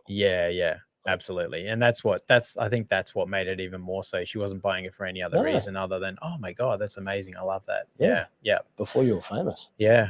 Mate, she believed. She did. That's a hell of a story, that one. Like, you can't get tired of those sort of stories. Like, no. But again, what's the time scale here? So, we're talking, what's that, 2010 to like what year? Like, how many years? Oh God, between like going, I'm going to be an artist, and then like that life-changing moment. God, the years have gone by so fast. We got married in 2016. I remember it was 2015 when she purchased it. So it was just before that. Because I remember going, wow, that's, but like, that's a grind. So what's that? That's 5 years, 4 or 5 years. I'm trying to. Till that point. To that point. So 4 or 5 years. It was about 5 years. About 5 years. And again, this is It was Goes just back to 5 that. years of doing that. Yay. Oh, shit. Yeah. Yeah. Oh, Yeah. no, Yeah. and I'm broke again. Yeah. Like, And I think it's important for people to realize that too. Like when you get to a certain point, and not that I'm, where yeah. but there, you go through the first few Oh, years, like those sorts of things, terrible. take time. Yeah. 5 Yeah. years. And I just think that that's so important. Oh, I just think that's so important to talk about because like that's a long stretch. Oh, yeah. And Yeah. I often reflect on this because, I think I was 28 or something when we first, the business was something that we registered and decided we were going to do. Yeah. And, I'm still working other jobs. If you had told me back then that like, I think it was 2 years until like I got a paycheck and my paycheck was like $90 for a week's work. Like if you knew how bad it was going to be in terms of how long, you'd never start. No. Like if in a No. rational sense, Yeah. you go, okay, in 5 years, you're going to have a win. But what you got to do is you got to work your ass out for next to nothing for half a decade. But after that, it'll be good. Yeah. Yeah. Man, that's the worst. That is the worst. Like who in their right mind would go, oh yeah, that's a good idea. Let's do that. Yeah, absolutely. Look, and on the flip side of it too, I think it's probably good that, that these these influencers or whoever you want to see that have these supposedly perfect lives that people are looking up to and go, I can be that. It gives them these grandiose ideas that they can become that very quickly. Yeah. But hear me out. Yeah. There might be a good side to it. Maybe 2% of those people do go on to create an amazing business. And, because they have no idea of the pitfalls in those first few years, they go in with, with rose colored glasses and And look, I think that's right. And again, you see that with people that have, big success very early. And, it's a common story, around the world. You look at child actors and all that sort of stuff. Yeah. Where, it goes too big too fast. Yeah. Yeah. And, mate, there's always a price to be paid. And that price often seems to be a lot worse. Yeah. Where, the descent, because obviously people love a fall from grace, that always plays well. They're brutal. Whereas I guess that is the upside, is that, we have been forged in the fires of hell. So that, when you finally have some success, the other thing that's happened is you have a humility because you've just bounced along the bottom for so long. Yeah. Yeah. Like, I know that's certainly my case. Like, I'm so grateful for anybody that chooses to do business with me. Yeah. Yeah. Because, there was a time when nobody wanted to. And it gives you tools in your toolbox that you never would have had. I think that's the best way of looking at it. Because it's, how to, not only the gratefulness, it gives you the ability to deal with situations that that you've dealt with before, that that if you just went straight into success and then all of a sudden you would freak out and not know how to handle things. You wouldn't know how to handle it. And that's what happens. You know how to have difficult conversations. You can read the tea leaves, you can read the vibe. Like it's all the intuition, and learning to trust the intuition. And not having to rely, because also I do see this a fair bit where people are relying on, third parties entirely on, what do I do? Yeah. Whereas like I never have to ask that question. Yeah. And generally, whenever somebody else tells me what to do, I'll probably do the opposite. Because I'm not interested in that. I have nothing but faith in my own intuition, because it's always been right. Yeah, of course. Might not have been 100% right, but the direction was within a few degrees of where I wanted to go. Yeah. And I mean, that experience is, has given you that confidence to get, even if you, like you said, even if it wasn't the right direction, you just know you're heading in that general direction. You're not way off the mark. No, you're not way off you're within cooey of where you want to go. Yeah. Damn it. Do we have to be thankful for the battering that we've taken over the years? Is this what we have to do? Like, I don't want to do that. Look, I don't know. I don't know about you. I've got a lot of memories. I've got a lot of good memories. Of all the time, and like we actually quite often laugh here, because we used to go and spend, because again we didn't have an office, we didn't have anything. We'd go and spend Monday mornings in New Farm Park, and we'd do like our team meeting, and like our team meeting there's like the three of us that own the business. And, you know, we'd have a cup of coffee, we'd sit at the bench, we'd talk about what we're trying to do, you know, talk about the clients that we were working on, you know, we'd play some basketball, because like we literally had that much free time. Yeah. Like we had Wouldn't it be so great much, to do like, that oh now? man, I you got know. so much free time when you don't have Yeah. any clients. You're not making any money, but you've just, you know, I look back on that from where we are now, Yeah. and like I'm really grateful for that. Like it Mm. was really special time Yeah. because you're there imagining what the business might look like, Mhm. and you're there imagining what, yeah, You know, I could put it like this, and you would understand this too. It's like it's when you and your partner are thinking about what your little offspring will be like, and Yeah. imagine this and imagine that. Yeah. Don't get me wrong; sometimes they're little terrors, but yes, you're thinking about all these a miniature version of you, and then they come out, and you see them later on, and you Yeah. sort of look back on and go, "Oh, that's exactly." yeah, You know, it's like that with a business. Like you're imagining what your baby's going to be like, and how it's, you know, and those little conversations might not mean anything at that time, but then down the track you'll look back on them and go, oh wow, okay, we were and it all remember makes when sense. this person bought that, or you know, Yeah. we were hoping that this would happen. And this Now's is just that a time. beautiful story. I'm so glad that we're actually like laying this down. Yeah. So Megan Gale has posted your work. Hmm. You are now the artist, Matt Stewart. What happens next? So from that, all of a sudden Fenton and Fenton had a spare wall space and realized, see, they got a good kick out of it as well, I'll because bet they she, yeah, Bought they it were from their already, shop. yeah, absolutely, they were already well known, deal. but that Yeah. that gave them extra clout as Yeah, well. another good one. So Lucy Fenton, who was actually the owner I think she is still the owner. Yeah. She contacted me and said, okay, obviously, you know, that sold. Can we Yeah. have another one? We're So I on. sent her another one in a different colorway. And then I think maybe, I don't know the timeline, maybe a Yeah. few weeks later, The Block was filming. Only Oh, the I'd forgotten TV about show The this Block, too. yeah, was Oh, filming a couple man. of streets away. This is the And best. one of the contestants went in there, and my artwork was only like on the screen for, I've got the screen grab of it on my computer at home. So good. 3 seconds, let's say 3 seconds. It was nothing. It was almost a pan across. Yeah, yeah. That sold, they started getting inquiry, and then they were Man. just funneling it to me. It's this, so I got a second wave, not as Another big big as the hit. Megan wave, but I got a second wave from all the people that were watching the television show going, oh my God, I want that artwork. Where do I get it? So, And see, this is where you need like a Dennis Denuto style, you know, yeah, brass plug as seen on TV. That was when The Block used to be a good TV show, and it wasn't all about just creating drama. It was like, you know, it was Yeah. an interesting show to you- watch you're about building the thing. renovating, and yeah. I was watching it the other night. They were abusing them because they didn't put the PowerPoint in the right place, and I'm like, Oh, it's Well, it's going to be wanky, mate, now. run a lead, should be Yeah, right. yeah, Like, here's your laptop. But like that's what they were grilling them on. I'm like, yeah, they built this in like yeah, a week. yeah. Having renovated myself, Oh, man, it sucks. it's so impossible. bad. Yeah, it is yeah. impossible. Yeah. Like oh my God, I would Yeah. never do it again because Yeah. it's horrible. I think I stopped watching that show maybe 3 or 4 years ago when Yeah. it just got to that point. It was all about, which is funny for us to say, it's all about brand management, brand placement, brand sponsorship, and placement, everything. Yeah. So And see, I'm down with brand placement, but like, yeah, it's very literal. There's a dance. that you gotta Yeah, do. yeah, You know, yeah, you yeah, gotta- yeah. Okay, so Megan Gale, Yep. The Block. Yep. How can it possibly get any bigger than that, Matty? What on earth could happen?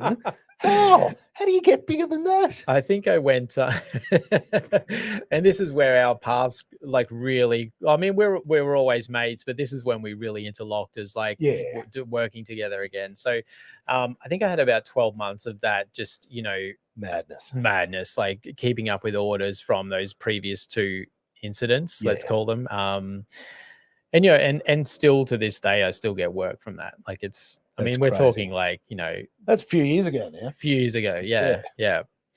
Do you remember the year that we did the first collaboration? I'm trying to think back to. Oh, mate, I reckon that was 2014. If I'm doing my math correctly. Actually, yeah, I 2014. I actually looked them up yesterday and I actually watched them. Oh, okay. So, yeah. Yeah. So 2014, I received an email from I can't remember her name now, but the email address was at disney.com.au. I remember the name. Do you? Beck Hamilton. Yeah. Okay. It was Beck Hamilton. So I think it was even just Beck at Disney. Yeah. It was something really simple, and I I had to do a double take and just Yeah. think, oh, cool scam, yeah, Yeah. awesome, Yeah. yeah. Yeah. So As if. yeah, Like, yeah, I'm like, yeah, turn cool. it up. So I received this email. We are bringing the Lion King theatrical music event to the Lyric Theatre. We would like to celebrate the PR and the launch media around having some artworks created. So mind blown. Like this made the previous stories like, yeah. So here we have the biggest, actually, I think they were bigger than Apple at the time, the biggest business in the world Yeah. contacting me going, we want you, and not even the biggest, like the biggest Yeah. creative. Like, mate, it's Disney. Yeah. Like, Yeah. what? And you go, what? What? Hang on a minute. Like, I'm just like creating artworks in the Yeah. valley in Brisbane. Like, Like, yeah. painting things. Yeah. So it turned out to be real. Obviously, I Like, said yes. what? And then they wanted to document it, and then there was not even a question. And that's where I think I was out of that meeting in about 30 seconds, and I was on the phone. I'm like, all right, we got this. I need you to, yeah. And this is again the thing that you can't underplay is like the friendships and the people in your life, and because you altered the course of my life with that gift that came to you. Yeah. You shared that with me, and in turn that altered the course of my life. Yeah. And see, at the time I wasn't even thinking that. I just thought, no, I've got this opportunity. Kick ass. They want to pay someone to do a production. Yeah, I know the right people. Yeah, they're going to do an awesome job. And then, and I wasn't thinking that it would turn into what I did for you guys. No, mate, it was just one job. It was just a mate to a mate going, they're really good. Yeah. I trust them. This So is you cool. need to trust them. Yeah. And that was crazy. So tell me about that. Tell me what you did. Tell me the, what did you do for them? Yeah. So, can you put links up on this later on? Yeah, I can throw the links in the bottom. Yeah. So there is a link which Scott will put up, which a TPR Media filmed and produced and documented. I painted at the time. I wish it was somewhere different, but this is how they wanted to do it. Yeah. I painted 3 canvas artworks of the 3 main characters in my style, but had a bit of a Brisbane theme in it, had the river running through it. And I painted it in the very middle of Queen Street Mall, which is crazy. And I think they did it there because they were from Sydney. They didn't know any better. And I think they were kind of guided. They go like, where can everyone see it? And then someone from Brisbane marketing went, middle of the mall, outside Hungry Jack's. Straight outside Hungry Jack's. Because do you know what you get there? You get the very finest of what Brisbane has to offer. You do. You get the art connoisseurs that appreciate mate, the everything. Art connoisseurs of Brisbane at Hungry Jack's. We had an interesting time producing that, didn't we? We had all kinds of people. We had to get the police involved and good stories. But so I painted them there live, finished them and took them back to the studio and did a couple of touch-ups. Yeah. And then they hung in as a 3-piece in the foyer of QPAC for the duration of the Lion King, which I think it was a long run, wasn't it? It was. That was because it was one of their biggest productions. Lion King. Like 12 months or something. At that point in time, Lion King is the biggest thing Disney theatrical had ever done. Absolute monster. Yeah, because now they turn up with Mary Poppins and they do like a 2-week run or something. But that thing was, or whatever they do now. That was massive. That at the time, that was big because that was when again musical theatre really turned a corner, and there was less of full respect to Andrew Lloyd Webber, but there was less of that style, and then more of this new style of theatrical production, which again was very much led by the work of the Lion King at Disney. Yeah. And I think for me, going back to when I said yes, I actually saw the Lion King theatrical production in Broadway in 2001 when I was there in New York. So I remember that's like back when it started. I think it was only a year or two into it, and that was the start of. Yeah, and it's even giving me goosebumps now just thinking about it. Like I, saw that, and I remember at that point going, whoa, oh my God, this is the coolest thing I've ever seen, because it was, I was a big fan of the movie growing up, and I saw it and just went, it's like the movie, but it's not like the movie, but it's that live performance gives it so much special. extra. Yeah.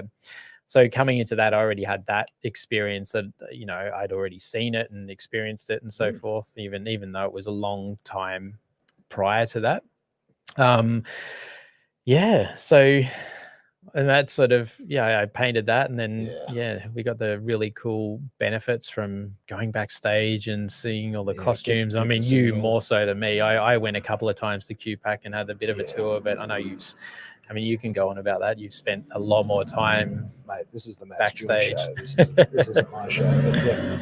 But I think the funniest part is that, you know, you got me involved in musical theatre, and truth be told, I didn't really know anything about musical theatre at that point in time. You know, now I am a connoisseur of the arts, but like my background was like motor racing. Yeah. And that was the funniest part. Yeah. But like, I love the story in things.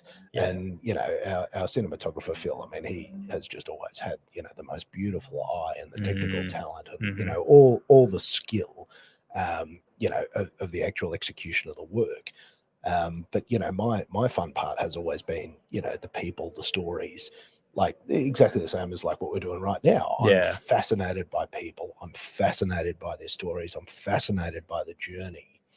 And, you know, that was the big thing with the work that I ended up doing with Disney Theatrical, is I was just blown away by the level that people work at. And this is actually the thing that I came to appreciate with it. And I'll jump off on a tangent because I love a good tangent.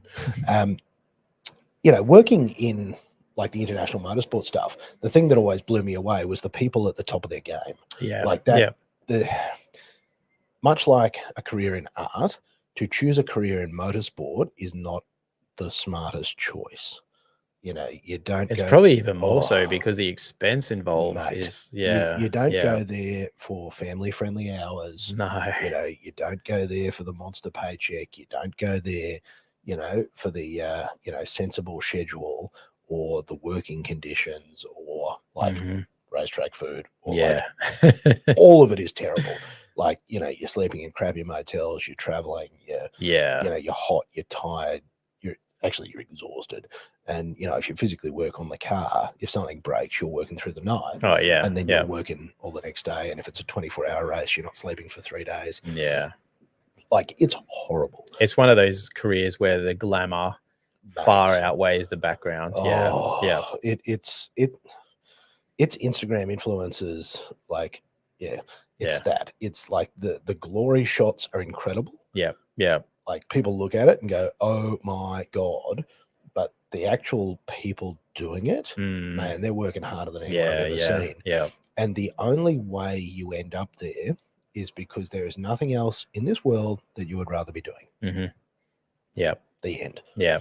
And because of that, you get an extraordinary caliber of human who is, you know, dedicated to their craft, willing to put everything on the line to everything, every day, every time. You know, no matter how you are feeling, what's going on, the only thing that matters is you, the team, the race. And you know, you give it everything you have got, and you know, it can take you a week to recover. I don't know how Formula One teams do it, to be honest with you. I think that back-to-back weekly races, you know, 20-something races a year. I physically don't know how they do it. Like, it's terrible for, you know, families, relationships, all that sort of stuff. Because, mate, you're just away. And you know, if the team needs something, like, bad luck. You know, the team will get right of way. But again, coming back to it, it's the caliber of human. And you know, I talked about this before with like our production teams and stuff. It's that same thing. You know, when at the pinnacle of an industry, particularly where there is, you know, some sort of artistic endeavor or some sort of creative endeavor or some sort of, you know, it has to be a bad life choice. You know, it's not, you know, become an accountant, you'll get a government job, or, you know, where you're just guaranteed to work for life. You know, you've chosen to pursue something that means something to you, and you've got to work your ring out. And interestingly, that for me was also the point that I connected with in musical theatre, where the people that work on those shows, you know, the actors back of house, like, mate, the people that work on those shows, like that is a brutal business, isn't it? I know, mate. yeah, 8 shows a week, yeah, you know, X yeah. number of months.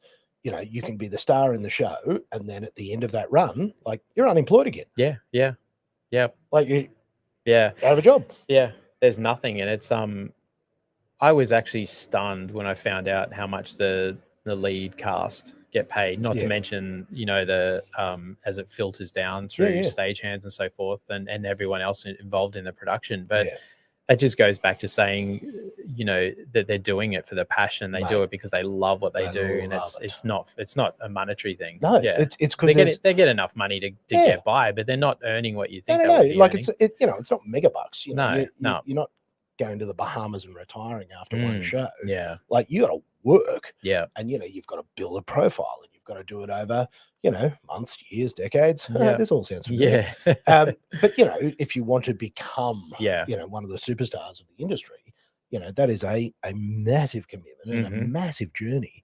But that was the thing that just enthralled me initially about, you know, because as somebody that had no background in theatre, like I had no right to be there. You know, when I look back and I laugh at it now, but like that was the beauty that I saw in it. Yeah, yeah. Isn't that funny? Because then you've continued on, in the production side of it. Like, but it's obviously that reason that sort of. You know, I mean, obviously you're professional. You guys do amazing things. You're very good at what you do, and that's a huge part of why you kept getting work through these brands. But for someone going into it that had no background in it, you saw that sort of angle of it. I and saw then you this thought, beauty okay, in it.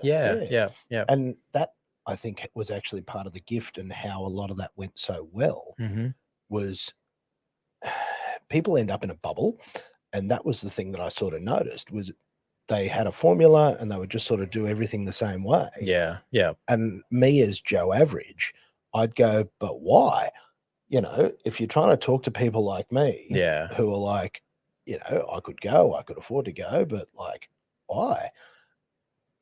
That was the thing that I wanted to dig into was, you know, start looking at some of these beautiful stories in and around it and just start exploring those and, you know, really humanize it a little bit more and make it less, you know, less of just the, you know, polished what you see on stage, but, you know, getting to know the performers and getting to know the people back of house and, you know, lifting the curtain on a lot of that stuff.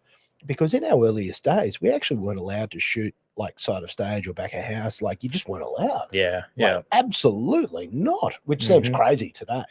But like, mate, if it was on the other side of the curtain, it was off limits. The only thing you're allowed to show was what was on the stage. What audience would see. And the only footage you're allowed to use of what was on stage was like professional EPK footage. Like, don't you dare be shooting things and it was so heavily controlled. But you know, that storytelling side really took it to different places. And you know, same way as anything else I've ever gone into, I just do stuff that I like. And you know, it's much the same as what you do. Like you just do it for yourself. You go, what would I want to see? What would educate me? What would entertain me? And I've always found that to be a pretty good litmus test. And I think that shows when you actually look at, you know, the production that you've done surrounding all those performances as well. It's like, I dig it. Like, I look at it and like, I'm proud. I'm like bursting with pride. You know, to go, I can't believe that like, we're allowed near this, let alone actually film it. And like I watch the work that, you know, we've been responsible for producing. And I even go back, you know, I watch the stuff that, you know, we did for you back then. And like it's still to this day. And I mean, it's years later and it hasn't aged. Mate, it hasn't aged. Yeah, it's still beautiful. It gives me goosebumps. Like, you know, whenever I you know, I've done a lot of donated a lot of artworks for charity auctions and things like that over the years. And normally they'll get me up and speak, you know, one-on-one just to give it a bit of clout and like, so people know what they're bidding for and so forth.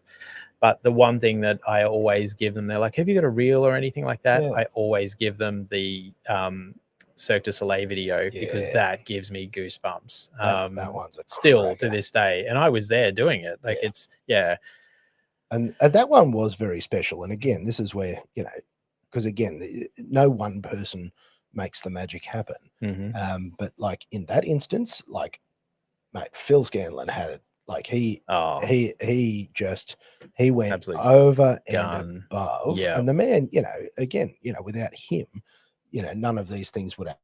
Yeah. And Yeah. he has worked his butt off, and we were just side by side in the trenches, going, we don't know what we're doing, but Yeah. man, we are going to smile and we are going to figure it out. And like it's so crazy because I remember that time vividly Mhm. because when you were doing the Cirque du Soleil work, because it's go-between bridge.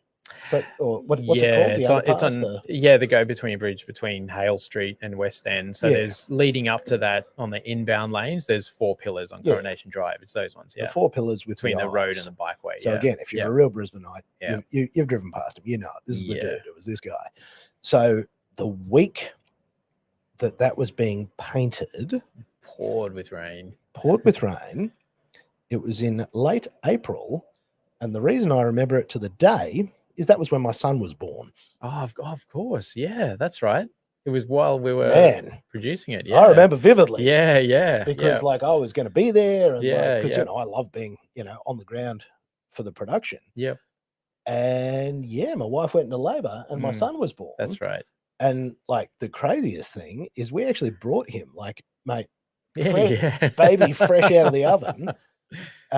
We actually brouort him in a pram to that spot. Yeah. Like while you were still painting. Yeah. I remember that. Yeah. Yeah. I know. Like crazy. I mean, you even went out of your way. I think Ange, I don't know whether she's still in the hospital, but you came down. Like I was painting there. Yeah. Like to get that finished within the time frame, I needed to was just going back a little bit, like logistically, they had a couple of options. They could either close the go-between bridge, because I had to be on a boom lift over the top of the road to paint some of it. And it was a little bit dangerous with buses coming across from West End and turning left onto Coronation Drive. So they either had to close it, which I think they would have, just on one way, they would have lost like 15, 20 grand's worth of tolls just for that amount of time. It was only like 4 hours or something. Or I had to wait till a certain amount of time at night. I think it was 8 o'clock or something, until the bus schedules went back to like every half hour. And when you'd see one, you'd move the boom lift out of the road. Yeah. So I was there. I think Phil had gone home. I was there by myself, and you actually came down, like, I remember, and shot some nice night shots. I've actually got, I can actually see that photo in my head. I'd actually forgotten that I did that. Yeah, it was cool. Because I took a long exposure night shot of you with the boom lift. Oh man, I got to find that photo. Like, I've got it somewhere. Crazy. Yeah, it's cool. Yeah. I'd totally forgotten about that. Yeah. So you came. Oh man, so I had a fresh 1 baby, or 2. Yeah. and wife at home. 2-day-old baby. Yeah. And I've left because, oh man, I was not a great husband at that point, was I? But and this is where I talk about like commitment to the work. Yeah. Yep. I left a wife and fresh baby to go and do the work. And again, look, I don't. I look back at actually a lot of the stuff I did and how hard I was pushing at that point in time, and I actually regret it a lot. Yeah. I actually feel terrible. But like I was so single-minded on. Not to be too hard on yourself. I think you came for maybe an hour and a half, 2 hours, and you were home again. So you weren't. It's not like you were spending the whole day there. That was just one of many. Okay. Ask the boss. She'll remember. All right. Yeah. She got them all noted down for future reference. But like that was such a special, time. And I think the funny part with that is like that artwork was only really supposed to be up for the duration of the performance. Like, Yeah. Yeah. But it's just become a part of the Brisbane skyline. Like, well, you know what it actually became a part of? It was the very first artwork and the start of the Brisbane Laneway project. So seriously? Yeah. So the unofficially, it was the first artwork from that Brisbane street art. Yeah. So because in that particular project, I worked with Cirque du Soleil, obviously, who paid for the artwork, but also Brisbane City Council on securing. They did. They were because they had to find a location. Yeah, they're the ones that remember that. Yeah. Because I remember going and doing the initial meeting there. We've actually got a photo of all this, like standing there looking at it, looking at these columns, and they're going, mate, how are you going to do this? Yeah, they're 11 meters tall, and I'm like, dude, because you even like talk about full commitment. you actually got the license. I had to get a license to drive operate the a boom boom. lift. Yeah, So yeah, like you're working at heights and all that yeah, sort of yeah, stuff. And again, yeah, like that's full yeah, commitment. yeah, Like, yeah. There was no other way to produce it. Like no, I couldn't get a scissor lift in there, No. which I would have needed a license for anyway. But to get up and over the road and then to move Yeah. around and stuff, yeah, you're it's not the getting only up thing I there with could- a ladder. No, Like- no. I get halfway up, the bottom half of the poles are painted, and that's it. Because it's hard to get a scale on how big those are unless you stand underneath them and like look Yeah, up. from the road they just look like normal pylons, but Yeah. you When you you stand, stand next to them, they're like, yeah, Right. yeah, That'd yeah. be I think they're massive. about 3 meters in circumference, so you can't even put your Yeah, you arms, can't. stretch your arms around them. Like they're crazy. That's wild. Yeah. Okay, so now, and you go, oh, can I possibly get any bigger than this? Ridiculous. So, you know, yeah, you're working for Disney, you're doing street art, mate, it's a crazy story, isn't it? You know, where did it go after that? What happened? What's the next evolution? I think from that it feels like a blur. I remember you going into the prints. Yeah. Is I think the prints were a strategic Yeah, point I think trying to commercialize the art. yeah. I bit think better from than one that piece point at a I time. was trying to I went, okay, cool. Well, this is a business. Yeah. Like it's actually Yeah, going to go it's a somewhere. real thing. Yeah. So then I started looking at it like that. I think up Yeah, until then yeah, I what was can I like, do? oh yeah, I'm just painting, and it kind of is what it is. Making the things. Yeah. So I started to take things a lot more seriously and run it. Like with social media and so forth, and really start focusing on how I was posting, have my imagery right on Instagram, like making sure I kept everything clean and polished and, but still authentic at the same time. Nothing's filtered. Like any artwork I put up is color perfect and so forth. So I started to really look at it like a business. And then, and one of those things was artwork prints, because I had a lot of inquiry from people saying, because I think at that time my artwork started at 2.5, whereas now they start at 3.5 and go up. And I think a lot of people were coming to me. I was still selling a lot of artworks, but they were coming to me asking, do you do anything smaller? Do you do anything cheaper? Do you do prints? Bit spicy for my first piece. Yeah, absolutely. Yeah. And it's I just took that feedback on board and went, okay, well, what if I did limited editions of artwork prints? And at that point I was purely just taking photographs of the artworks, high-res photos, and cleaning them all up in Photoshop and then turning them into A1 artwork pieces, individually signed, numbered, and embossed stamp on them. And you bought one of that time. I was doing runs of 250. I've scaled back now to one of 50. I remember, but you're also doing like the hand foil and stuff. Like, there was a heap of work. There was, piece.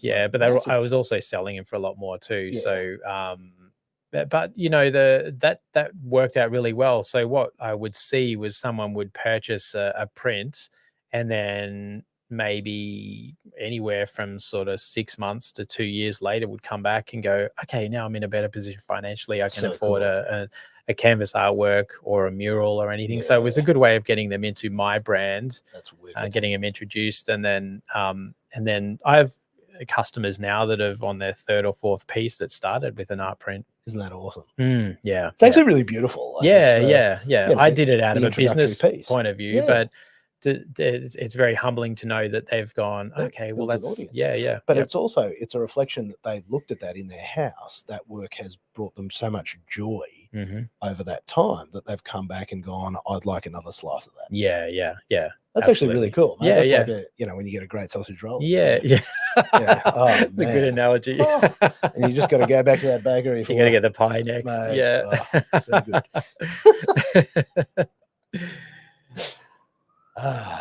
All right, sorry, I've got to back myself out of that one. Now I just want a sausage roll. It's like an early lunchtime. Oh, it's nearly lunchtime. Mate, I'm hanging. All right, so we've gone on past the art prints. Like, your life's obviously evolving a fair bit more at this time. You're now married. You guys have. Where are we up to in the creative journey? At that point, it really just I'm just at the point of building a business and taking orders, really. And I'm just at that point I hadn't really looked at doing a lot of commercial or residential murals. I've done a couple here and there. That's right. That was the beginning of the dance. Yeah. Of becoming, because most of your work had been like on canvas. Yeah. And that was, I guess, your first, was it? I don't know. Was that your first sort of big scale mural, or? Definitely. That's certainly the biggest. It's definitely the biggest I painted. Yeah, that was my first, large scale mural. First large scale mural. Yeah. And then you started getting calls for more, Mm-hmm. because, I've obviously seen quite a lot of them, and I've been a guest at a number of them, Mm-hmm. Where businesses started getting you in, to do a big, beautiful artwork. And something that I've always enjoyed, and I hope you won't mind me sharing this, is that, how you have the capacity as a designer, as a graphic artist, as a painter, where you can actually take a concept, you can design a concept and actually present that to them because of your suite of skills. Yeah. So that, it's not just some dude that's just going to like rip out some tags. Like, they actually get to see and visualize the whole mural, before you actually go in and hand paint it. Absolutely. And I think that's my, I know other artists do it, but not to the extent that I do. I think that's the why I have become successful in the commercial realm, definitely with businesses, because I'll have my initial site visit. I'll take photos of the space that it's going on to. I'll create the concept to suit that space, and then it'll be superimposed onto that wall or that space in Photoshop. So what you're seeing is an end result is 90, apart from a few paint drips here and there, is you're basically signing off on what you will get as a finished artwork. So it takes that guesswork out and makes businesses feel a little bit more secure. Well, that's it, because for a business, and I say the same thing when I'm talking about sponsorship or PR or anything else, like, businesses are generally not willing to gamble. Like, of course. They need to be very sure on the outcome. Yeah. And when it comes to something like this, it might, could seem a bit wild. Like, we're going to get this artist to paint this thing. Whereas, you can remove all that risk by being able to create that stuff on a computer first. Yeah. Which it does, doesn't it? It makes perfect sense as to why it's been so commercially successful for you, because you've got that business nous where you understand all those little finesse things of business that, if you were just an artist out of the gates, you might not understand.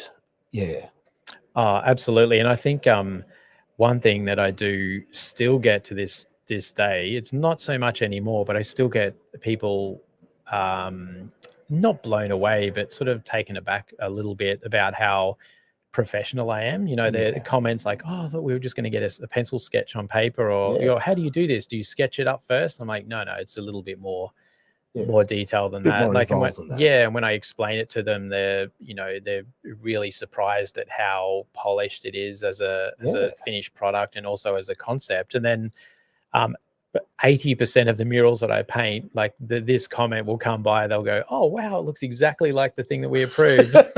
Yep. And you're like, gee, what a shocker. That was literally the plan. So, and to what you said earlier on, it's that looking back at my career to an extent, is like those everything that I have done has led up to this point. So although I'm an artist painting walls and painting canvases, like those skill sets that I've had over that decade, I use every day. Yeah. And it all just makes sense. Connecting those dots. As yeah. That's just wild. And look, that I think, unless I'm missing anything, that basically brings us up to the current day, doesn't it? Pretty much, because, people are still, you do limited runs of prints, you're still doing, your own artwork plus commissions, and then you're doing murals. Yep. Am I pretty close? Yeah, that's pretty much it. Yeah. I did a clothing range during COVID, like just a limited run, and that went really well. But then the logistics of it and like all that sort of stuff, it's making stuff in bulk is like so hard. It's hard. Yeah. Anyone that does that stuff, people are like, I'm going to start a clothing brand. I'm like, have fun. Yeah. It's hard. It's a lot of, so much, like anything. I mean, even though it's an offshoot of my brand, you're still starting a new brand. Totally. Like, you're starting something new, and from scratch every time. Yeah. But having said that, I still have clients that have ordered murals and artworks from me that started with a t-shirt during that time. So it kind of did its own thing and worked a treat, and it's something I always wanted to do. So it kind of ticked that Yeah. box that I always wanted to do something in a clothing range, and it was only a limited run. But Well, that's it. And yeah. it gave you a chance to try it. And I think that's part of the fun is you got to just keep trying all these things, don't you? Like Yeah, there's no absolutely. sense in, you know, just thinking about it. You got to try it and see, Yeah. because you might, one of those, you might like it. Yeah. Like yeah, you actually yeah. might like that process that I view as a nightmare. Yeah. Oh, that's crazy. Like I did love it. Like it's, you know, Yeah. coming up with the branded packaging and, you know, everything that goes along with it. Like, you know, that's the core of me. So I love that part of it, but it took up a lot of time that I could have been producing other artworks, and yeah. And then obviously you've had a total life change because, you know, as a Brisbane through and through, yeah, you've made the change. Yeah, made the sea change. Made the sea change. Yeah, and we're only Gone to the beach. not even 6 months into it. Far out. Yeah, I think it all started on Boxing Day last year. Yeah, okay. Anna and I, my wife and I, just sat down, we had a glass of red each, and we were just like, we'd always wanted to move to the Sunshine Coast. Yep. But I think in our minds, we had a beautiful house in Brookfield, and you know, we ticked all the boxes that we wanted to do. But in our mind, we're thinking, oh, we need the same sort of house at the coast, and you know, that's like, you know, the market up there is skyrocketing, so it was double the price of what our house was worth, and we weren't ready to take a plunge like that. And you know, and then that conversation led to us going, well, we don't need that. Let's simplify. Let's sell while the market's hot. And we made really good money on our house. And then, we live a 5-minute walk to the beach. We've simplified our life. Yeah. It's amazing. Yeah. So you even sound relaxed when you talk about it. It actually makes me feel so relaxed.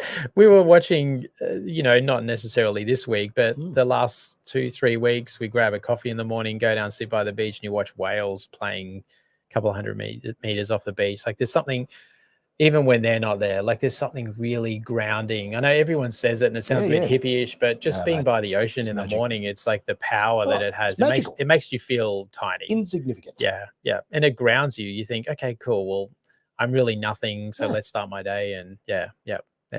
It's that feel. I equate it to that feeling of, you know, when you haven't flown in a plane for a while, and you go on a trip and you got your window seat and you take off and you look out and you go, oh my God, look at this city that we live in is tiny. And that's only one little speck on the planet. And then that makes you feel really insignificant and small, but in a good way, like, you know, it humbles you. Yeah. So it's been a good change. And it's been a really good change. Yeah. And what's next? What are you tinkering with? The idea was to try and slow down business a little bit, but I've actually gotten busier since I moved up there. I've got a lot of clients moving from Melbourne up to the Eastern Beaches and Noosa. And so they're all like, okay, we've got a house. Now we need a mural and this artwork. And so I can't complain. It's good, but I'm trying to just, I'm still playing catch up from when we moved in, like, and we were renovating and all that sort of stuff. So I think going into the new year, I can, once all that's finished, I can start to take back life a little bit, which is the whole idea of moving up there, and start to space projects out. And I think I said this to you the other day. The reason I wanted to do this was to play a little bit with my art, because I'm, you know, producing works for orders, even though I'm creating them and creating the concepts. It doesn't allow me that much time to actually just be silly and play with the artwork, and I think that's something that I miss. You got to do stuff for the fun of it. Yeah, just for the joy. Even if it doesn't work out, you just do it, and you go, oh, the beauty of what I do is, like, I let the paint dry and you paint over it. I've reflected on this a lot. It's one of the craziest things. Like, I always think back to, like, when I was shooting for free and just doing it for fun, and like just turning up. They're probably your best days. Oh man, turning up every week because I loved it. Yeah. Like, and there was no reward. There was no financial reward. Yeah. Like, you're just burning time. But like, they're the best days, and you have a creative freedom that doesn't exist when you're working commercially. Yeah. Because you know, you can push the boundaries, but when you're just doing something for you, like, it's just whatever you want. Yeah. Whatever you feel like. Yeah. And I've found myself trying to chase that again more recently. Like, over more recent years, as we've become, more successful commercially, and I do a lot more of that style of work, much the same as yourself, where I long for, just doing it just cause. Yeah. Yeah. Because I want to, because it's fun, because I like it. Yeah. I don't, and I think my position at the moment is I could probably count on one hand the amount of clients, especially in the last couple of years, that just give me 100% creative freedom. Full trust. Do what you think, because I Whatever you trust you. One of them is our mutual friend, Liam Talbot, who you mentioned earlier on. Like, LT just said, built a new garage and said, I want 10 artworks. You do what you think. You know me. Let it rip. They turned out amazing. And he loves them because he's, confident enough with my ability to come up with exactly, and knowing him well enough to go, yep, these are going to be perfect for what you need. And he loves them. Absolutely. And it looks good. I've seen the art in the space. Yeah. And they're fun, those things where you have full creative freedom, and not to dismiss any of the work that I do commercially, because you're still creating something that's 85 to 90% of absolutely. It's a selfish artist thing. It is. It's nothing more than that. It's just that there's even if there's a mild tweak from the clients, like, well, it's not entirely mine. It's not all mine, because there's a purity to your work. Yeah. When it's just whatever you want. Yeah. And like, I dig that. I guess it's the rebelliousness in me. It's the the cavalier attitude of, you're not telling me what to do. Do you not trust me? Like, I don't know. No, I know. And I resonate with it. Like and I think it's important to say that, I am so grateful that, people pay me to do this stuff. Yeah, of course. Like, beyond grateful. I'm the same. But I think it's important, as an artist, as a creative, if you're not being true to yourself, and again, just making stuff for you that brings you joy, that makes you smile, I don't think you can progress as an artist. I think that there just has to be a part of that in what you do, that allows you to push. And, what we're doing here at the moment is, pushing me as a creator, because I'm floundering, trying to make all this stuff work. You're doing well. And again, you saw it when we turned up, mate, nothing was working, nothing was plugged in, literally nothing worked. Yeah. Because, I'm stills photographer is how I would refer to myself if anybody ever asked. That's the thing that, I am madly obsessed with, even though I do a lot of work in and around, video, audio, all sorts of other things. I love the purity of a still image of a moment in time that cannot be recreated. It cannot be redone. Once it's done, it's past. Yeah. Whereas, with video, there is a lot more, manipulation of time and space. You can put moments together that were not sequential. And I think as I've thought about it over time, that's what I've really enjoyed with the motorsport stuff. That, there's a huge intensity. There's a massive time pressure. And once that moment is gone, it's gone forever. Yeah. And, there's just an exquisite purity in getting the right angle, the right lens, the right camera, the right, the sun in the right place. When all these factors that have to come together. And you're under a strict time frame too. Very strict time within frame. Seconds sometimes. Yeah. So, you've got to be so accurate technically. And, when you get it right, oh man. It's the best. That photo over your shoulder of the Aston Martins there. Yeah. I can vividly recall taking those shots.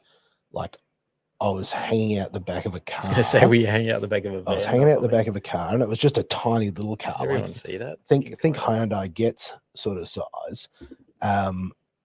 And so if you probably can't see it, but what that car is that's the Aston Martin Vulcan, which was Aston Martin's hypercar.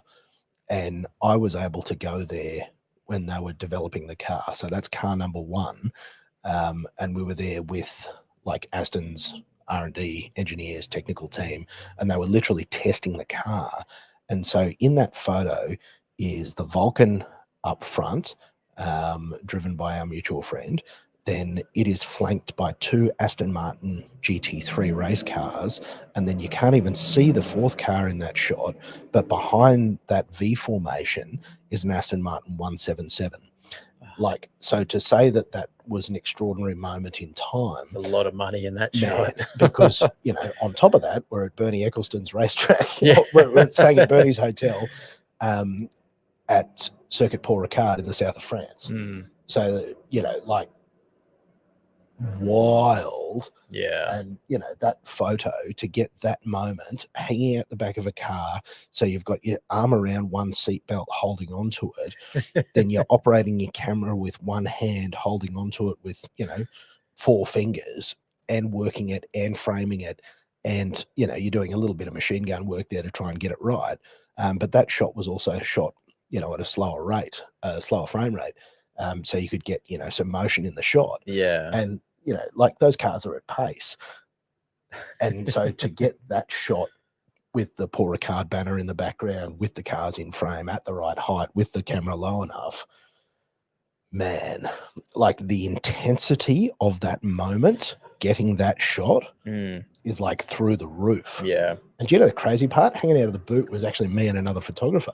So it wasn't just me. There's like me and another dude in the boot of a of a little hatchback hanging out trying to shoot. So again, as I say, the other side of the shot is never very glamorous. Yeah. But like, just mind blowing. Yeah. But see, you had so much fun doing it. So much fun. Yeah. Like, the best moments of my life, all this stuff. Like, Yeah, all these things that we've done, and the stuff that we've made, and the stuff that we get to do together, and the stuff that we've got to do with our friends. Like, that was a big part of why I even thought that, like, this, what we're doing here might be interesting, is like just the craziness of some of the things that we've got to do by, you know, persistence and blind luck, you know, backed up by we'll figure it out. Yeah. Should be right. Like, even now, I said to my wife, like, I'm doing a crazy thing that I can't even talk about yet. And I said to my wife, I said, look, as long as I don't shit the bed, this will be incredible. And the funny thing is that's pretty much exactly what I've said every time that I've had one of these, like, just insane opportunities for, like, global brands, ridiculous moments where it's like bulk stress. And, like, if you cock it up, it is like game over. Yeah. But, like, for whatever reason, you don't cock it up, and, you know, you do a good job. Yeah.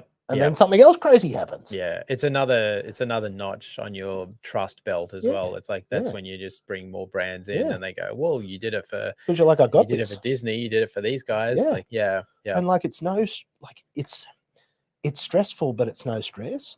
And I've come to appreciate that the stress is actually just the preparation. Yeah. And if you're not stressed, you actually probably won't do a good job. Yeah. So, like, if you're peaking, like peak anxiety, that is actually the mental preparation. And, you know, you're working through all the possibilities of what may or may not happen. Yeah. So that when that moment comes and you need to be exceptional, you know, in this tiny, tight, complex period of time, you got this. Yeah. I agree 100% with that. I do the same with my murals. Like, I'll visually paint them because, you know, I would have been to site at least once, sometimes twice. I'll visually paint them in my mind maybe 2 or 3 times, like, you know, a few days leading up, the drive to, if I've got a bit of time, or the flight to wherever I'm doing it. So you know, you can expect things to go wrong.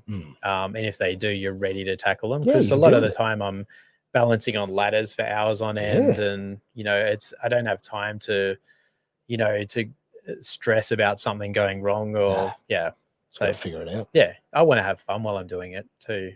Because that's when your best work comes out. And if you can tackle those hurdles before you actually get to site, and still have a wicked time, and still have that same, and this is the same one, like, you know, bringing that massive energy, where you're just pumped, pumped. And that's how you get your your best work, is just bringing the best of yourself. Now, Matty, I reckon we've got to be somewhere near the end, because holy mackerel, we've been talking for an incredibly long time. And, man, if anybody's listened this long, I'm blown away. Thank you for thank you very much to those. Yeah, Matty, is there anything else you wanted to cover before we start winding this up? I think we've covered everything. Like, I don't think I've ever spoken about my career for that long. Massive. It's been fun. It's gone very fast, dude, hasn't it? Like, it is 20 past 11. We started this at 9:06. Wow. That is, and there's, That is massive. You can see how they make these 3-hour podcasts. Oh, you can. I've Yeah. always wondered. I'm like, how on earth do you sit there for that long? But Yeah. like, Well, here I could go for another hour or mate, two. I Easily. could easily Yeah, keep yeah, going. That's yeah. why we're probably going to go to lunch after this. Yeah. But look, Matty, for people that want to find out more about you, Mhm. where can they go? What's the website? What's the socials? Website is mattstewartart.com. So MATTSTEWART. And socials are Matt Stewart Creative on both Facebook and Instagram. And we'll slap some links in the show notes here so that people can just click on those and have a look. But Matty, I've got to thank you for coming and spending this time with me and being like my first official guest. You know, we're going to look back on this in 2 years and go, that was the moment. It was, you know, that was the moment where the show, you know, turned a corner because I had my first guest in the studio, and because of you going, oh man, I'll just come into your office, and I'm like, that I had to go and buy all these things to make it a 2-person in the room worked show. Perfectly. There you go. Mate, it's worked. Yep. Bumps. Thanks, buddy. Thanks for having me. Oh, well, I think that's the end of it. We're going to wrap it up here. I'm going to put all the details underneath, so you'll actually be able to, find Matty's stuff, check out some of the videos, see some of the wicked stuff he's done. Because check it out. Like, you know, even if you don't even know what you like in art, have a look. You'll learn something. That's it for today. Thanks for listening. Catch you next time.